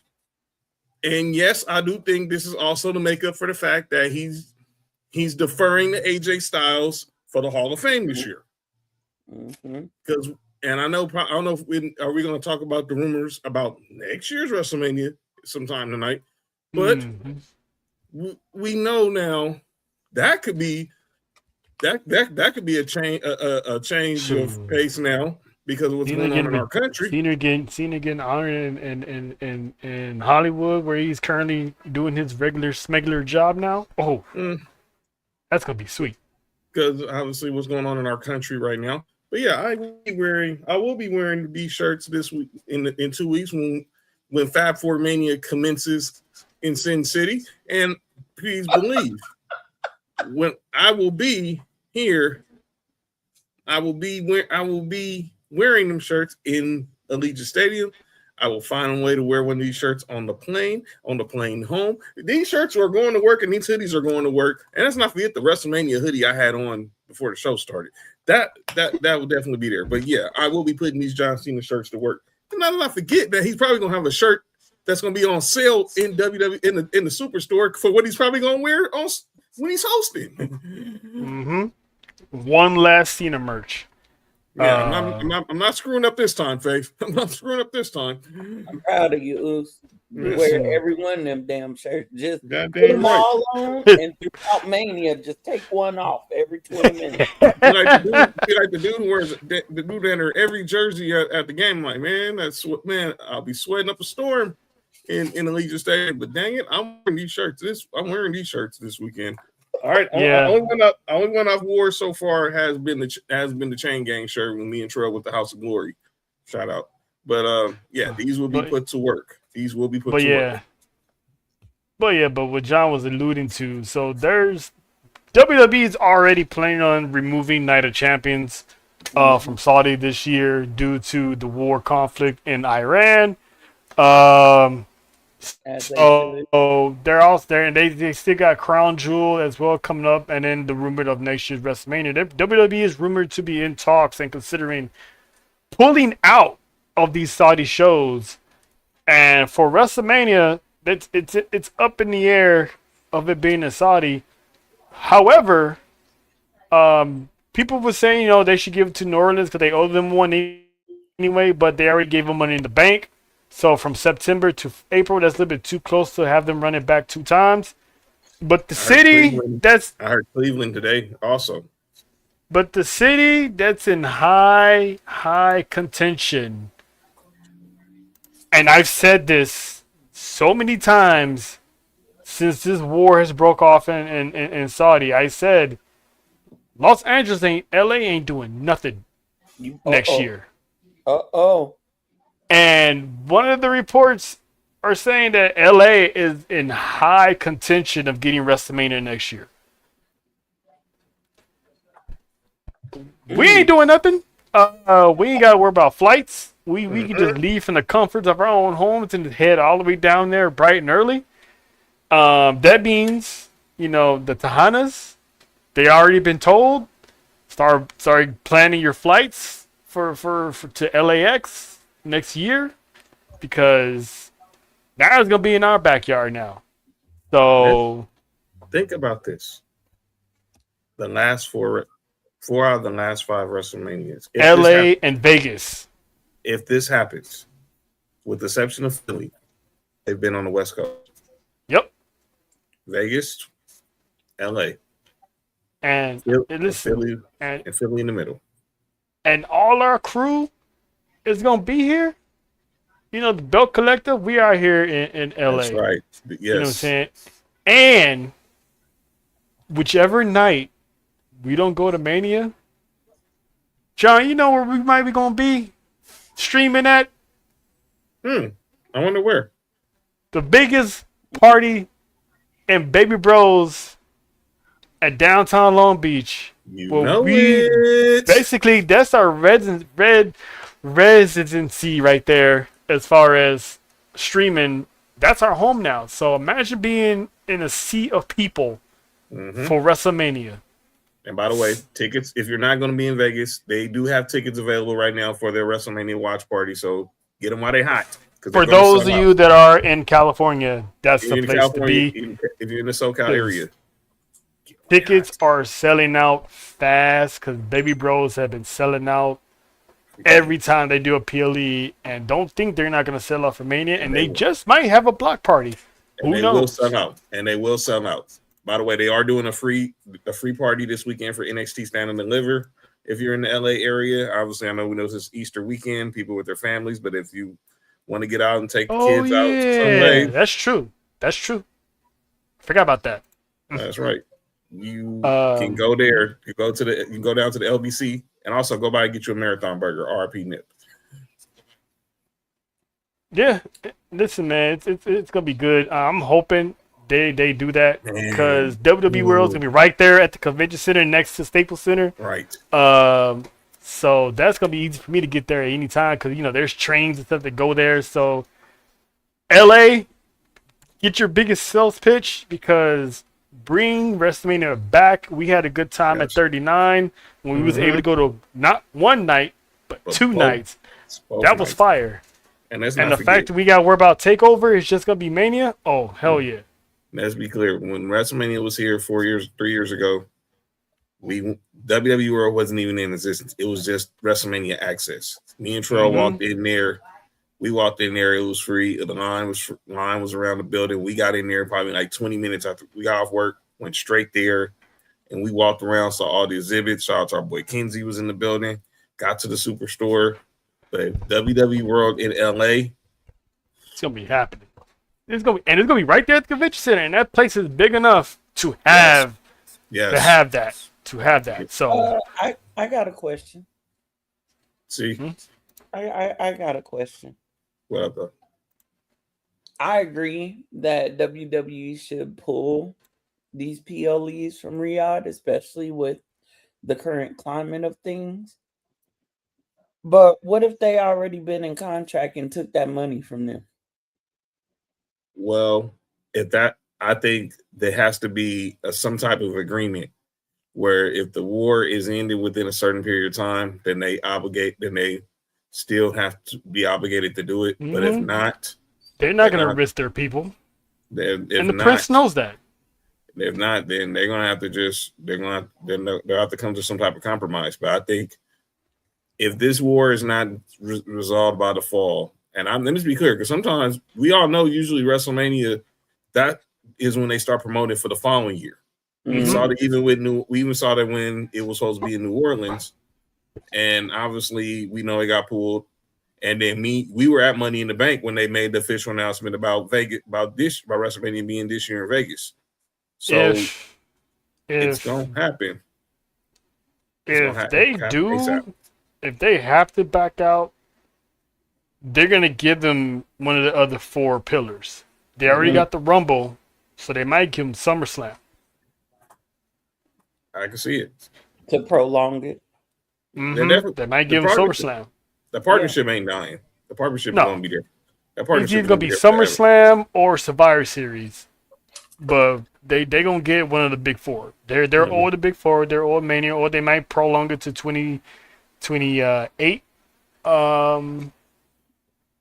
Which makes sense to do that, but they're gonna get their PLEs that they paid for, or their spot on the calendar. But right now, with this war being hot, I am not. This is not a Vince McMahon led era anymore. TKO is not sending their people out there. Because this roster are definitely gonna be like, listen, I don't like it. So they're not gonna do that. See them going. If they did say we still going, I don't see Talon getting on that plane. They went last time. Well, that's true, but it wasn't as bad as it is. Yeah, it wasn't in Saudi. This time, Saudi's getting part of the issue. So we'll see. I feel bad for those in Riyadh because they've been advertising Mania 43 for over a year now and promising some huge matches. Now, if they bring this to LA, we gotta see Dwayne. Oh yeah, without a doubt, 100%. They were gonna see him in Riyadh. We gotta see Dwayne now. But anywho, that's WrestleMania. Now we're gonna get into. We got a PLE coming up this weekend. NXT Stand and Deliver, their biggest pay-per-view of the year for the NXT brand, and also be celebrating Baby Uso's sweet 16th birthday as well. Yeah. So it's gonna be a party. It's gonna be a party. Baby Uso. Faith, I was gonna wait and let this happen on Saturday, but I'm just gonna tell you now. There will be a special guest joining you and Baby Oos for her sweet 16. It's gonna be I cannot hear what you just said. Making them pudding pops ready. Get your pudding pops ready, cause your main squeeze Odell will be in the building for like the Jello pudding. Your baby, your big dog, your Kang is gonna be in the building for Stand and Deliver. Hell no. Because he asked me, are we doing stand and deliver? I'm like, yeah, but I was like, well, Faith and, Baby Uso is going to be in the building for the birthday. He's like, cool, I'll be there. I'm like, oop, well, we're going to have some entertainment then. Yeah, because Baby Oos don't like him. So I said what I said. this gonna be different than what I thought. This gonna be Yeah. different. And Baby U's gonna pop off, and I ain't gonna say nothing because it's her 16th birthday. And with that being said, NXT cooked at the Garden. Yes. The arena was packed, and I just want to give a shout out to these two here, What a Lola Vice, Kendall Gray. Great. Yeah. Two of the most polar opposites in fighting styles put on a classic, a banger at MSG. It's just baby MSG. I'm gonna call it the Little Mecca, because it's the theater at Madison Square Garden. So I'm gonna call it the Little Mecca. Not only did they put on a banger, it was the main event of NXT. The women once again main evented a show and put on a classic. Main event at the Garden. Now, let me be clear. To continue your point. The last time they was at the Garden, the women main evented. Tatum Paxley, JC James headlined at the Garden. Again, Right. 2 straight shows the women of NXT that headlined the Garden. Go ahead, bro. And, we all knew Kendall Gray had the fact that she's an amateur wrestler. Look at the lineage of people who came in as amateur wrestlers. Look at the career that they've had. Like, look at Chad Gable. He's had a good career. Kurt Angle, one of the greatest amateur wrestlers that ever came in, and look at the legendary career that he had. She's the female Kurt Angle. She's coming in. She's already going to tear up NXT. Now, what was so great about this, the fact of how well Lola Vice has gotten better as the year went on. Going to AAA, having matches in AAA all the time, honing her craft down there. One half of the mixed tag team champions, by the way. All that work she's been doing while she's not on camera. And it's showing because her and Kendall Gray, they matched so well for being two females with totally different backgrounds. Like Kendall came from amateur wrestling, Lola comes from MMA. You wouldn't think these two would mesh so well, and they did. So shout out to these women. The match ended in controversial fashion because, John picked Kendall Gray to win to go on to face JC Jane. I picked Lola Vice because I felt like it was her time. And it ended the same way it ended with, if I'm not mistaken, John, was it Taker and Kurt Angle? Taker, Kurt Angle, think of. Didn't Taker kind of tapped when Kurt Angle was taking that pin? Yeah. So that's how it happened. And we was like, well, who won? JC Jane and Fatal Influence was out there, and shout out to them for not getting involved in the match, which made the match even more special because it wasn't tainted at all. So, because she was invested on seeing, and it was so bad that even Shawn Michaels graced us with his presence because even he didn't know, what was going on. So what did they do? They went, they figured it out, and this morning, the new permanent general manager of NXT, Robert Stone, made the match that we all knew was going to happen. JC Jane, Lola Vice, Kendall Gray for the NXT Women's Championship. This is all but confirming that this should be JC Jane's final stand as NXT Women's Champion. And I'm not going to lie to you, Faith might reluctantly agree, but JC Jane has been a dominant champion. Her second reign was better than her first. Yeah, it very was. I'll give her some rose petals. That's good enough. She put in the work. She's the former Knockouts champion as well. She held the Knockouts championship and the Women's NXT championship simultaneously, which is a history in itself. So shout out to JC Jane. But Faith, I'm gonna ask you, who do you got winning this match now, knowing that it's a triple threat? My heart says Lola. My head says Kendall. Mm. We all want to see Lola come up. We all do. If you don't, I don't understand it. But I cannot and will not deny the footprint that Kendall Gray is leaving all around NXT. Can't deny it. I didn't think much of her for a little while. You know, I'm kind of standoffish. You got to grow on me in the right way. You got to have a little bit of cake. Okay? That's why me and Juiceless JC don't see eye to eye right now. But Kendall Gray, future. That's all I'm gonna say. Yeah. I'm still gonna go with Lola. This would be a good payoff for her for all the hard work she's done. I know people are like, well, she's already, she has stuff going on in Mexico, and I'm like, well, AAA and NXT ain't the same, so you can have two different things going on at the same time. I mean, Dominic was Intercontinental Champion, and he was still going to Mexico as the reigning, AAA Mega Champion. So it's possible you can have two different titles and two different storylines Exactly. in WWE. So I think, and it's crazy because both these women both lost respectively to JC Jane in the past due to Fatal Influence.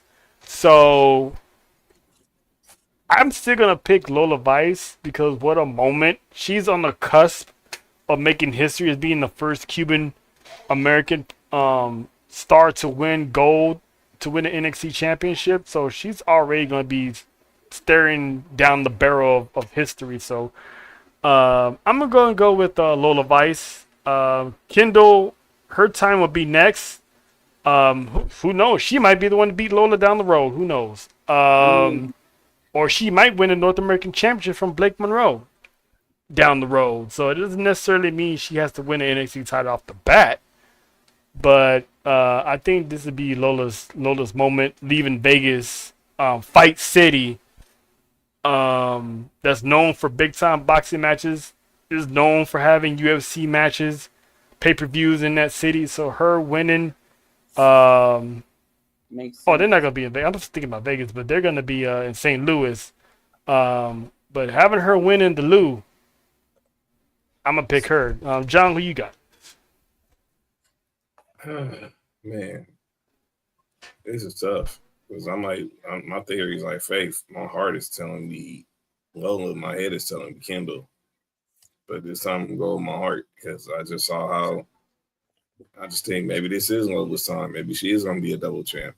So I'm just for this to happen because they could have easily put Kendall Gray in this match and running back from New Year's Evil.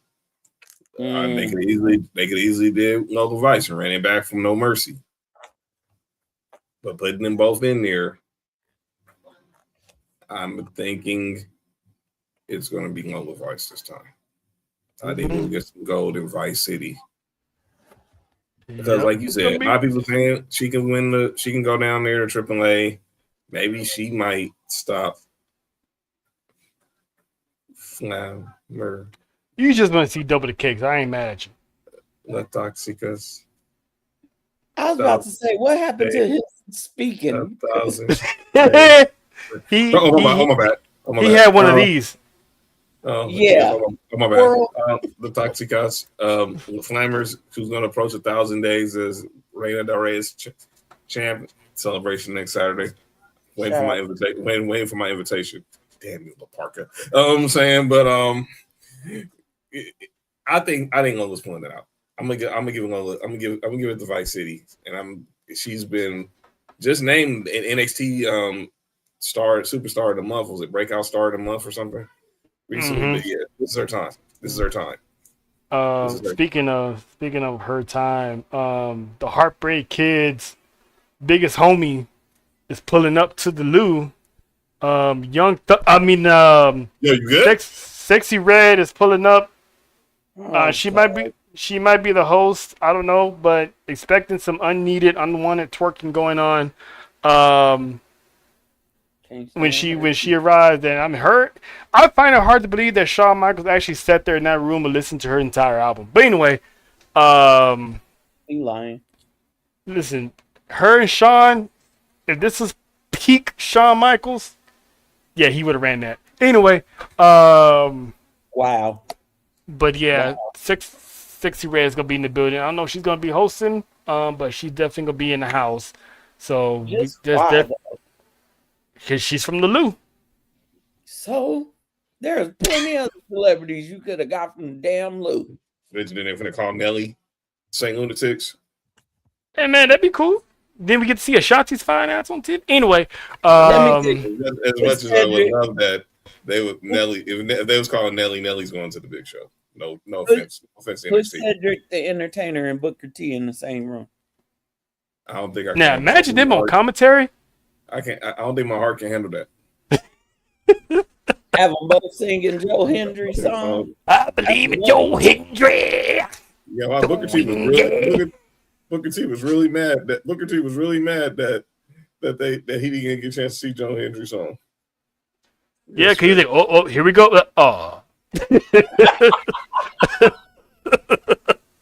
But yeah, man. And then let's see here, triple that. Now we got the tag team championships. Vanity Project defending their NXT championships against what Nelson likes to call them Pup Cup and Tall of the Americanos. Faith, your thoughts on that one? Who's walking out with the tag team gold? Look, I'm gonna just tell you right now, I don't give a damn about Butch and Tyler Bate. Butch. I don't care about Butch. I don't understand why Butch and Tyler Bate need to be down there in NXT challenging the Vanity Project. You mean to tell me you couldn't have found a tag team in NXT to challenge for these titles? I know where you're going, but they had to take care of those. They had to take care of those young pups. Those young pups first. They'll get the gold. I know what you're thinking. OTM will get out the mud eventually. They'll get out the mud eventually. I need my boys to do. I love OTM. The Usos are on their last leg. I got to attach to somebody. And it's gonna be They'll be there eventually. By the way, Lucian Price, you my guy and all. How the heck did you let? I'm not hating on you in my business. He had Lola. Hey man, my business, dog. He had Lola, dog. Hey man, listen, man. It could be just a simple smash and grab. You know what I'm saying? Listen, Damian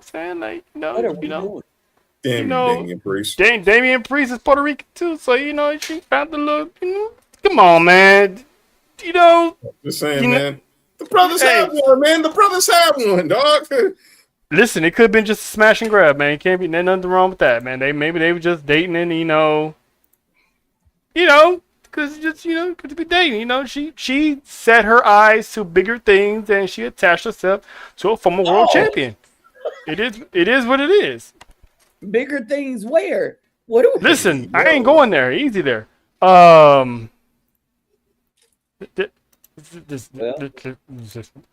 She all right. She all right. I'm not mad at her. She made her choice. I mean, either way it goes, people are winning.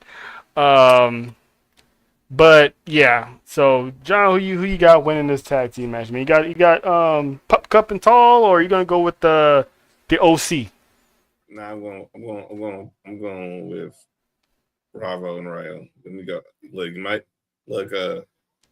Bravo. You didn't. I know you missed trying to shoot your shot at Sol Ruka, but it's okay. Get some gold. Get some gold. I saw the irony in that, and I laughed. I laughed, but I saw the irony of him shooting his shot at Sol Ruka. Yeah, and then she said I had a boyfriend. I was like, it's okay. Happens to the best of us. Imagine he puts a Spider-Man TikTok at the match. Ha ha! It was me. Oh, Tyler, who's he? Faith. All right, I can see your face this thing about that. Let that girl live. Hey, Let I that ain't girl say live. nothing. Let that girl live. I know I can read your thoughts right now. Let that girl live. She likes what she likes. I ain't say a damn thing. Yeah, I saw that. I saw that. I saw that. CK ain't letting that man go.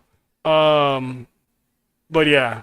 So you picking the Starbucks order? Yeah, I think they bring some gold back. I think they bring some gold back to the Gente. And I think they're gonna bring some gold back to AAA. All right.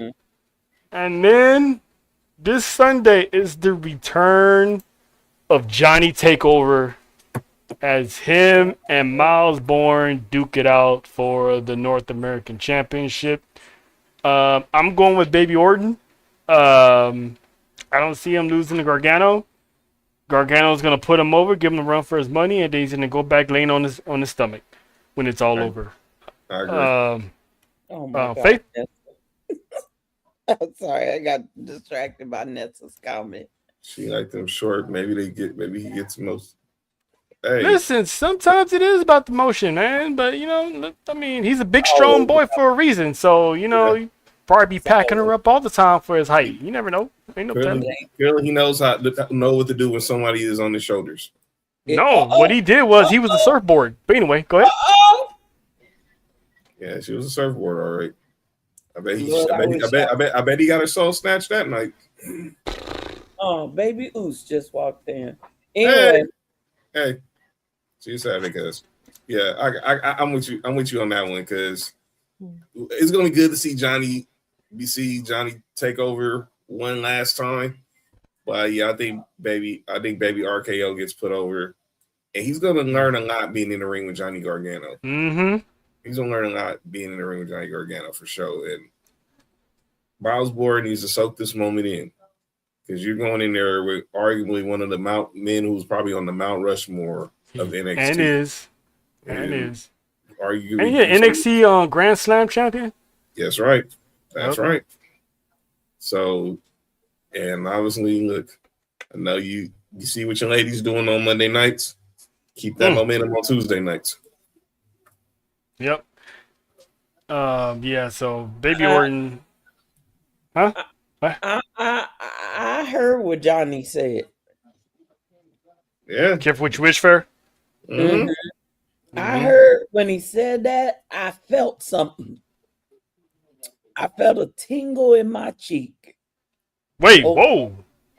Yeah, you trying to tingle in your loins, as LA Knight would say. And I was like, she felt the Kavorka. That man woke up right there. He woke up in that moment. He got excited a little bit inside. It might not show it on the surface, but he was like, oh, you want the work. I might have to go with Johnny. I might have to. He been laying down for weeks. Since Ciampa left. I might have to go with Johnny on that. Don't get me wrong. I love baby thighs. Okay. I love baby thighs. But I might have to go with Johnny on this one. Yeah. Oh, Baby Oos in the chat. Shout out to Baby Oos. See you Saturday, young man. Nessa was the left cheek. She said what cheek? Nope. I let Dale talk about that. Okay. All right. But moving on. Tatum Paxley and Madison Square Glamour are set for a match for the Women's North American Championship that Blake Monroe stole after the last PLE and hasn't given it back yet. These two come off each other very well. Tatum doesn't hide her craziness, and technically sometimes neither does Blake. She unleashes it when her back's pushed against the wall, and so does Tatum. So I'm anxious to see how this match goes. Faye, do you see Tatum being the transitional champion again, or I don't? Or does Blake Monroe take an L? I don't see Tatum being transitional again. I like Tatum holding the title, although she ain't got it, but I like Tatum holding the title. And I kind of want to see how much further she can go with it. I get it. Like Blake is championship material. Barna, like not going to deny that. She looks the part, she speaks the part, she walks the part. But when you look at Tatum, Tatum is not what you would think of a champion typically, right? Right. She's that crazy goth girl, and I love crazy, chaotic women. I just do. Mm-hmm. Shout out to Nessa and JoJo. That's why we okay. So I'm hoping that they don't use her as a transition and that they actually let her hold that title a little while What? longer, build up some more feuds. Yeah, I'm because she tried to get Lisa Leslie to. how far they could push her. You know what I mean? Mm-hmm. So I'm going with Tatum on this one. I like Tatum. She tried to get Gail King. I think she's got it in her. I think she can really produce some good matches. I think she's proven that. The only reason I think they will put it on Blake is to somehow be petty with AEW. I mean, at this point, I don't think it would be pettiness. I think at this point, Blake Monroe it was due to be champion anyway. Just certain people are destined to hold True. to hold some type of title, and Blake Monroe is one of those characters that she's just destined to be champion. If it's not NXT Women's Champion, it's gonna be a mid card title. So that could be a reason as well. But it would be. I like to see Tatum get a big win. That's not Izzy Dane. So so for her to get this win over Blake Monroe, that would be a dope thing. So I got Tatum to win. John, who you got? I got Tatum to win too. And like you said, Styles makes fights. This is Wednesday. I said the other day, this is like Wednesday Addams versus Barbie. So I think Tatum's gonna put on a good show. I think Blake's gonna have a good show, but eventually her moment's gonna come. We all know where this is leading for her. We all know she's got NXT Women's Championship written all over her. But right now, this is Tatum's moment. She's not gonna be a transitional champion. She's coming out of, and she's always gonna have that gothic look, but she's coming out of it slowly, where we're seeing her personality more, and she's actually being more of a person instead of an introvert. Yep. Alone. And this match coming up, I'm looking forward to the most because I've been calling for this to happen. It gives me the Brett Owen vibes, the Edge and Christian vibes, the Mellow Trick vibes, and that is Zoruka officially split, and now we'll go head to head and stand and deliver. These two have gotten so ugly that Zoruka can't even buy a glizzy in New York without getting into an altercation.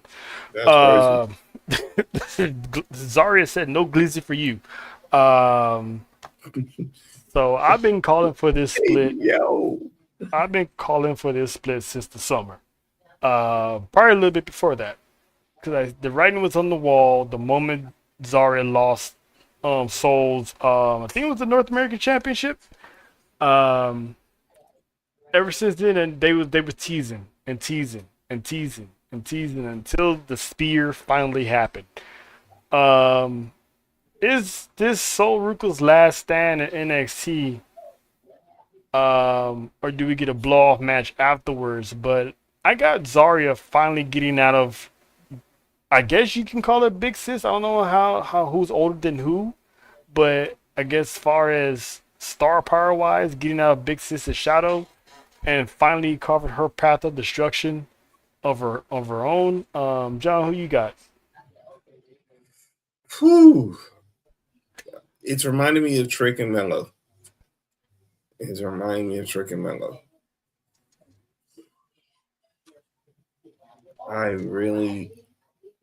Something is telling me Zarya is going to get her stand and deliver moment, because last year Soul took it from her. Like she said, she kicked her off that ladder. We was in the building that day when it happened. She kicked her off that ladder, and she climbed to the top, and she became the North American champion. But man, whew, I think she gets her moment, and I think that's probably the last we see of Sol Ruka. Bates, who you got in? Look, I'm going with the redhead, the glizzy stopper. Look, Zarya.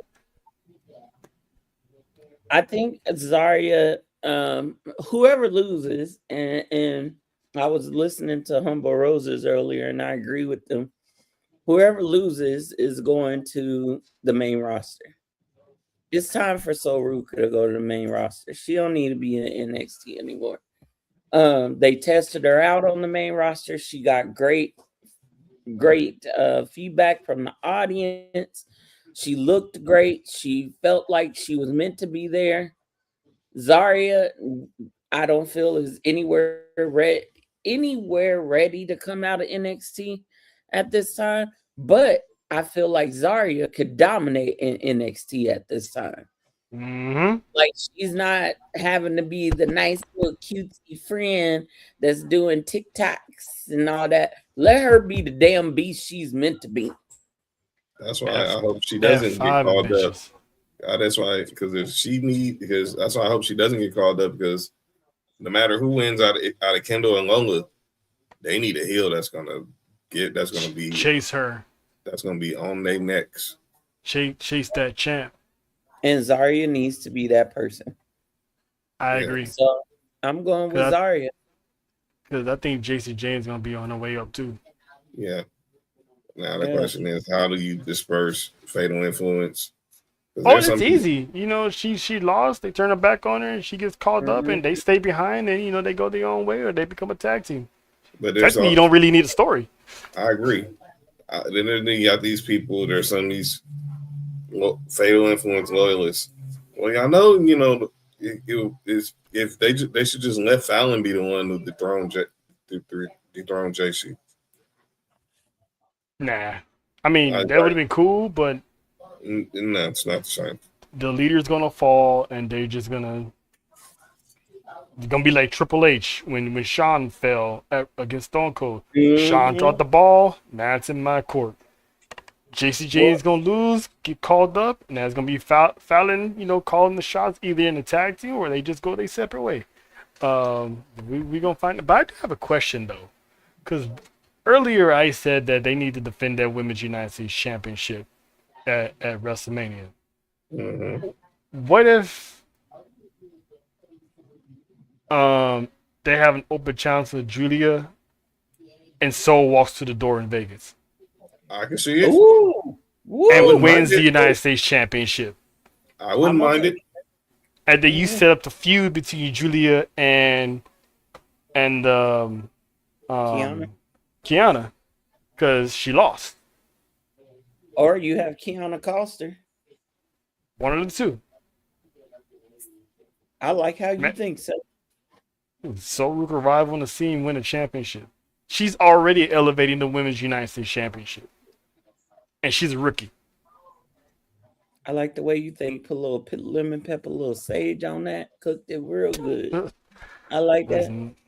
Because if you've seen the NXT call-ups lately for the past 6 months, they've been getting a whole lot of love in one way or the other. And we might see Trick walk out of Mania with the United States Championship. And we already got Last Legends, the tag team champion.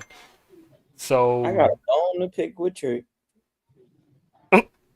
Oh yeah, I was there for that when he cost Melo the championship. That's what I was telling John. Now that we're here, Faye, real quick, we all knew we was getting Trick and Sammy at Mania. Did they need to sacrifice Melo's title for it? No. And I think I said this on Friday after I said a few house words. No, they did not need to sacrifice Melo. Melo has been putting on, and shout out to Sheamus, banger after banger after banger. Why in the hell would you not put him on the Mania card? I still think there's time to add him to this. He has the grounds to say, hey, Trick got involved and cost me. Plus, I want my rematch. Mm-hmm. And then you make it a triple threat. I agree. You know, when Trick did that and then he took his ass on IG talking about, I don't understand how it happened. You, bro. You and your lemon pepper steppers, man. We wanted you to call Sammy, not Mello. You messed up the game, all right? And the way he punched him, it didn't seem like, oh, it was an accident. He clearly saw he was punching Mello. Exactly. It wasn't like, oh, snap. I hit the He wrong didn't guy. want to. He didn't want to take the championship off of Melo. I think we see this Friday or the following Friday. I think we see Melo get added to the match, which I'm okay with, but I wish they would have allowed him to walk into Mania as champ. That was the right thing to do. Mm-hmm.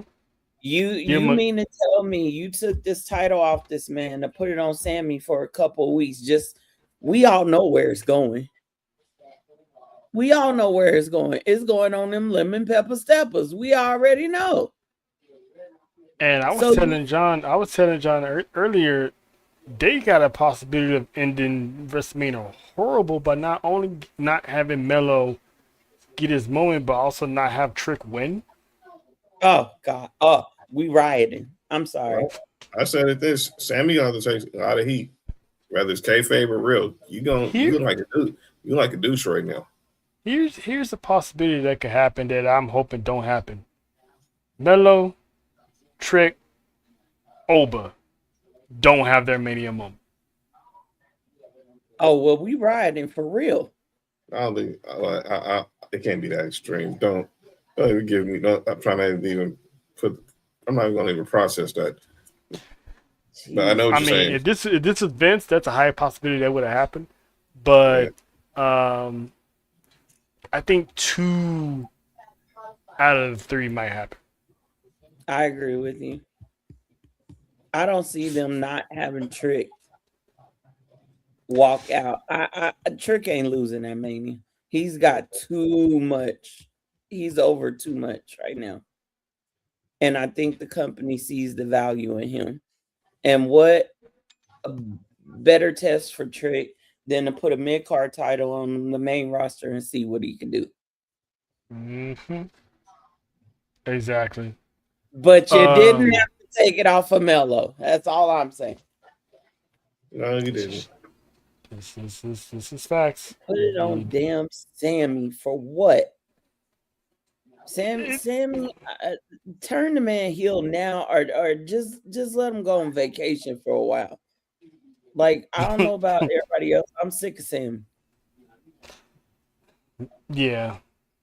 I mean, now his underdog story is over. I think now he just, by any means, we're getting a desperate Sami Zayn right now.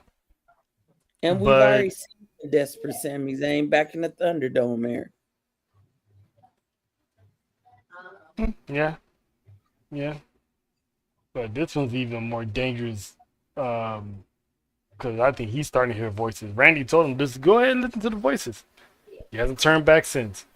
But yeah, that's NXT. You got the main event. Oh, of course. I'm all like discombobulated thinking about everything that's going on SmackDown with all that stuff with the culture. Got me ready to riot. But yes, the Fatal 4-Way. Ricky Saints, Ethan Page, the Don, well, former Don, Tony D'Angelo, and Joe Hendry. Fatal 4-Way. Odds are obviously not in Joe Hendry's favor. And this could be one of those times when he does lose the NXT Championship. I'm going to go with Joe Hendry. I think if Tony D'Angelo wins the title, it's going to be off of a one-on-one. He's going to get his moment. But I got Joe. John, who you got?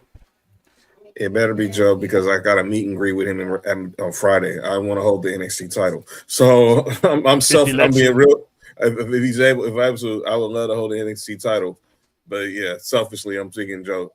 I don't know why I'm doing this. I think it's gonna be Ethan Page. I think it's gonna be Ethan Page, and I think he gets that last run before he gets to the main roster, and Tony D'Angelo eventually takes it off him. He can be going to the main roster saying, I got 2 victories on Joe Hendry. How you like them apples? I wanted to be Joe. I so wanted to be Joe Hendry. But I think it might be Ethan Page. I'm going with Ethan Page. Hey.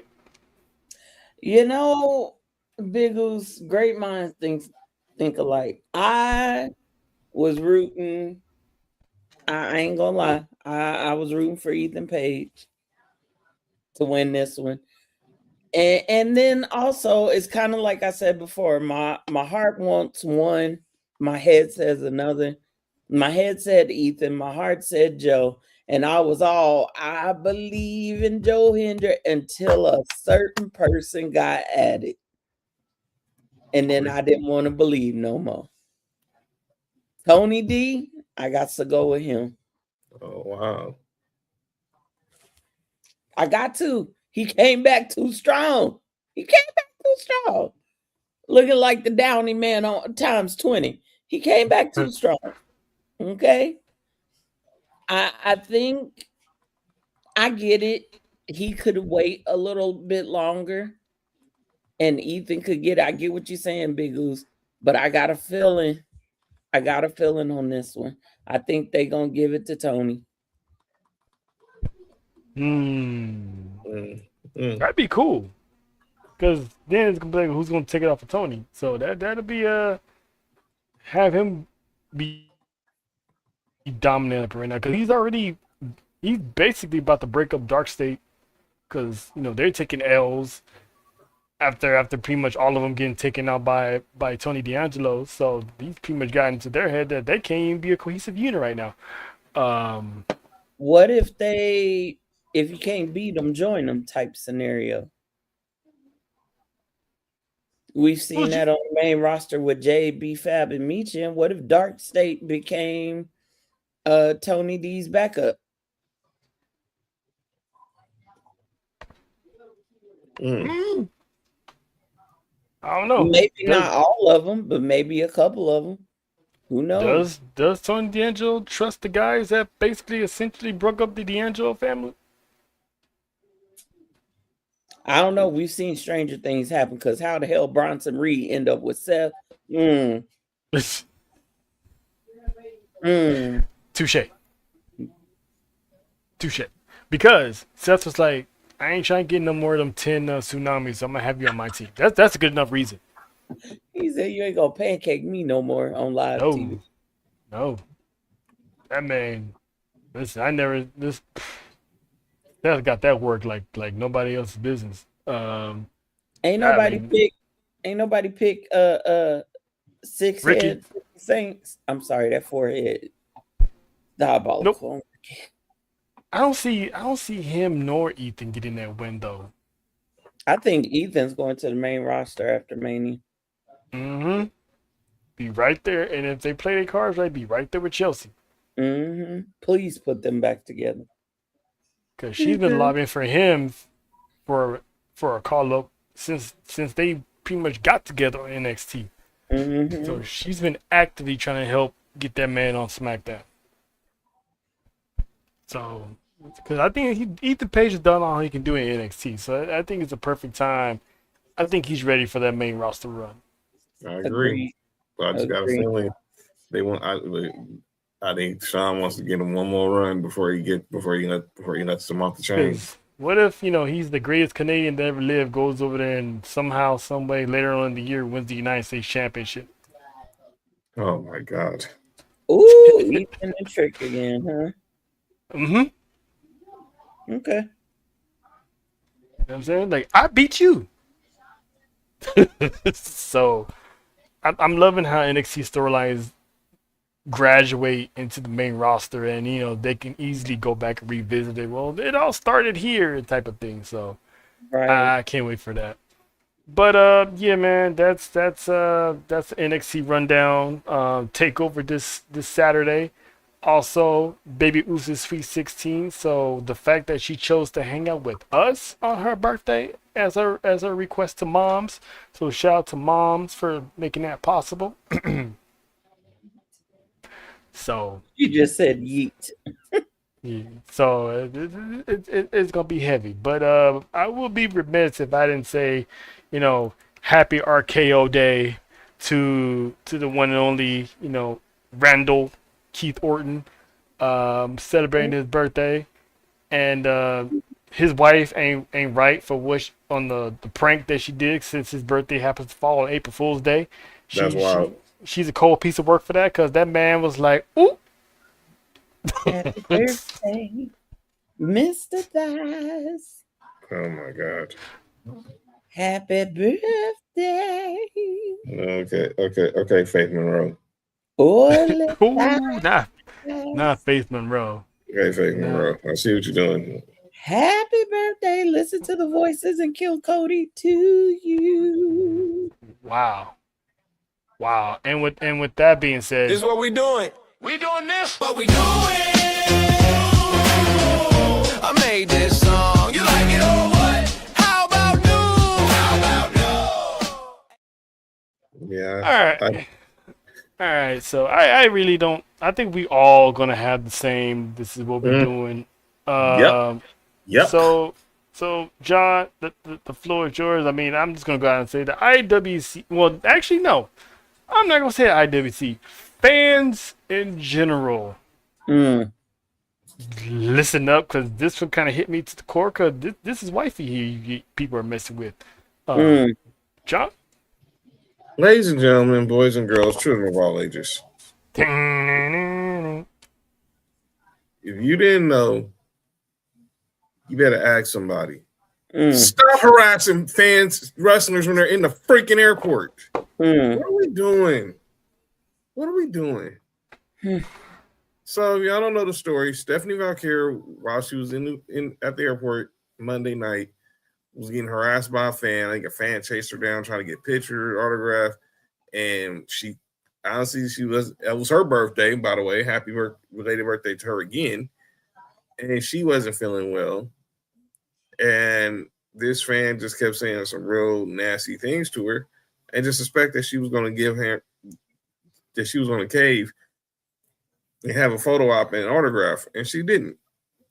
So this fan goes off, he's recording the entire situation after Stephanie Valkyrie asked him not to, and he posts it on Twitter and posts it basically talking about her. Basically, what he's saying, the guy was complaining. Basically, how that one chick was complaining that Oba didn't want to do the poses for her and all that stuff. So this man went up there and pretty much complained about how she didn't want to, do the photos and the autographs and stuff. And she responded. She's like, I'm always doing this, but, I asked you nicely, to I'm paraphrasing, but I asked you nicely to let me be. I'm not in a good mood right now. And, stuff like this makes it hard for people like us, just in case we see these stars out and about.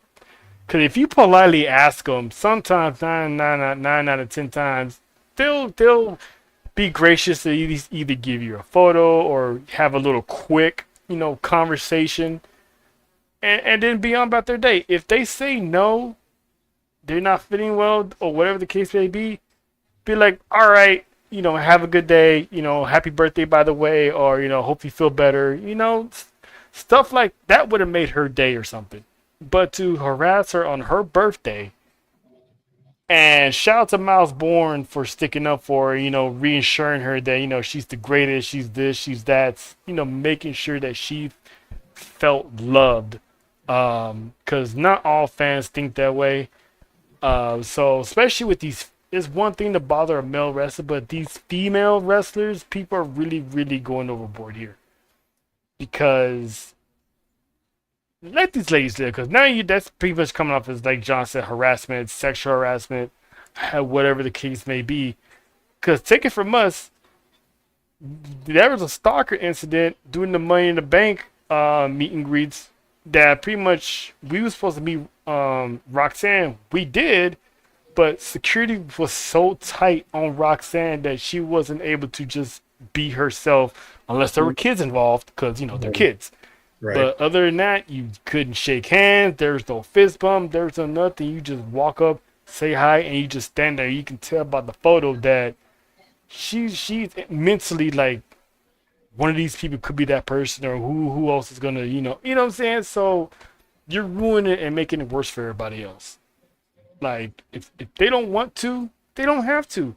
I make jokes about State of here all the time on the show, but if I see her in person and if I say, "Hey, can I get a photo?" she says no, I'm like, cool. Mind my business. Have a good day. Hope you win whatever match you win, and that's it. I'm not gonna follow her throughout the entire airport, chasing her down, just to run her down, verbally. It's like, first of all, what kind of man are you to do that in the first place?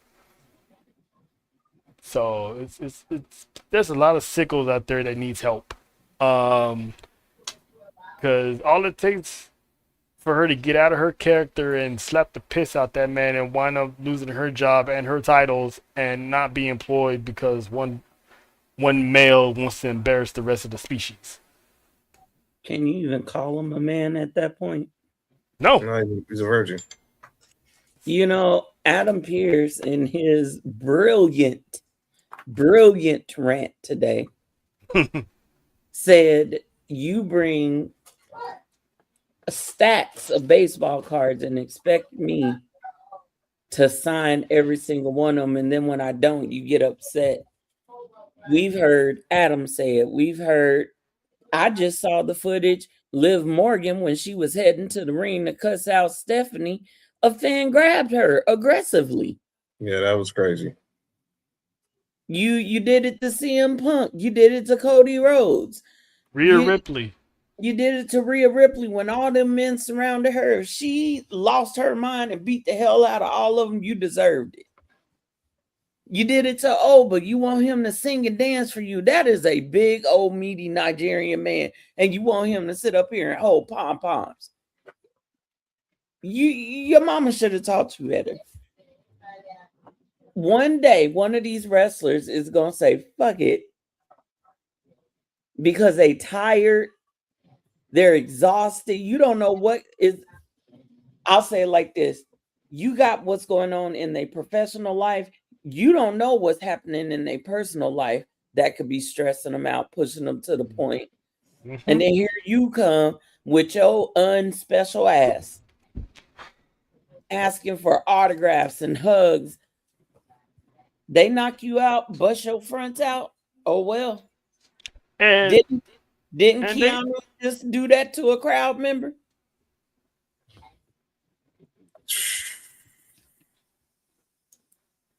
That's what it's going to take. That's what it's going to take. They go online and publicly tell people, don't do this. Drew McIntyre has gone online and said, don't do this. CM Punk said it, don't do this. Rhea Ripley has gone on social media multiple times and said, guys, stop doing this. Mm-hmm. Stephanie Verker had to go in there and pretty much retweet what this guy said and respond to to him. And it's like, people are just not listening. They gonna want, WWE is not gonna give everybody extra security. They're not gonna make the funds for that. So it's like, that's another reason why you see more couples in WWE, because they're walking around the airports. You're not gonna walk up on someone's wife or someone's girlfriend. You've never seen Naomi get harassed like that. Ain't nobody trying to test that. You don't see Jay getting harassed like that. You never seen Bianca get harassed like that. There is one video clip that I will never forget, and I'm so proud of them for doing this. But the video clip of Solo and Tama and Tonga Oh, the and MFT surrounding Tiffany yeah, Stratton. Really Stratton all of video. them surrounding Tiffany. Like, kudos to y'all, especially you, Solo. You fine. Anyway, kudos to y'all because that's how you supposed to do it.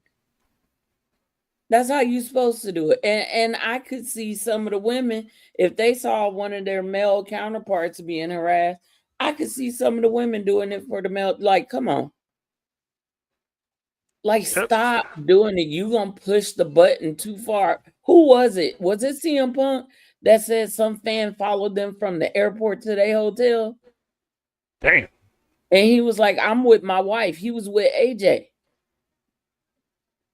Y'all gonna push the button too far, get your ass laid out, then you're gonna be on social media crying about it, and you're gonna end up looking stupid. Mm-hmm. Dude, I still remember seeing the video that, luckily this was a good video where Rhea was having a conversation with a fan at the airport.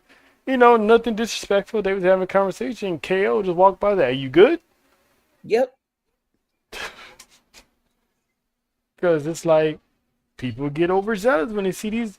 Like I said, me and John make jokes all the time. We say, you know, about our crushes, our wrestling crushes all the time. But listen, I say a lot of stuff about Raquel, but when I met her, I was nothing like that.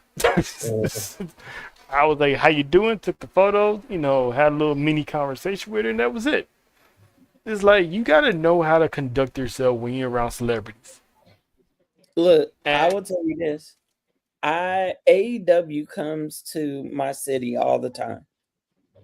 They come to the Angels of the Wind Casino or arena all the time. I happen to be at a hotel where some of the wrestlers and staff was. And I was there for a work conference. We were staying for 3 days. I seen and recognized some of the AEW. I may not watch it, but I recognize the people. Ain't no way in hell at midnight was I walking up to this dude asking for an autograph. Like, compose yourself better, people. Please. And if they give you an inch, don't take the whole damn yard.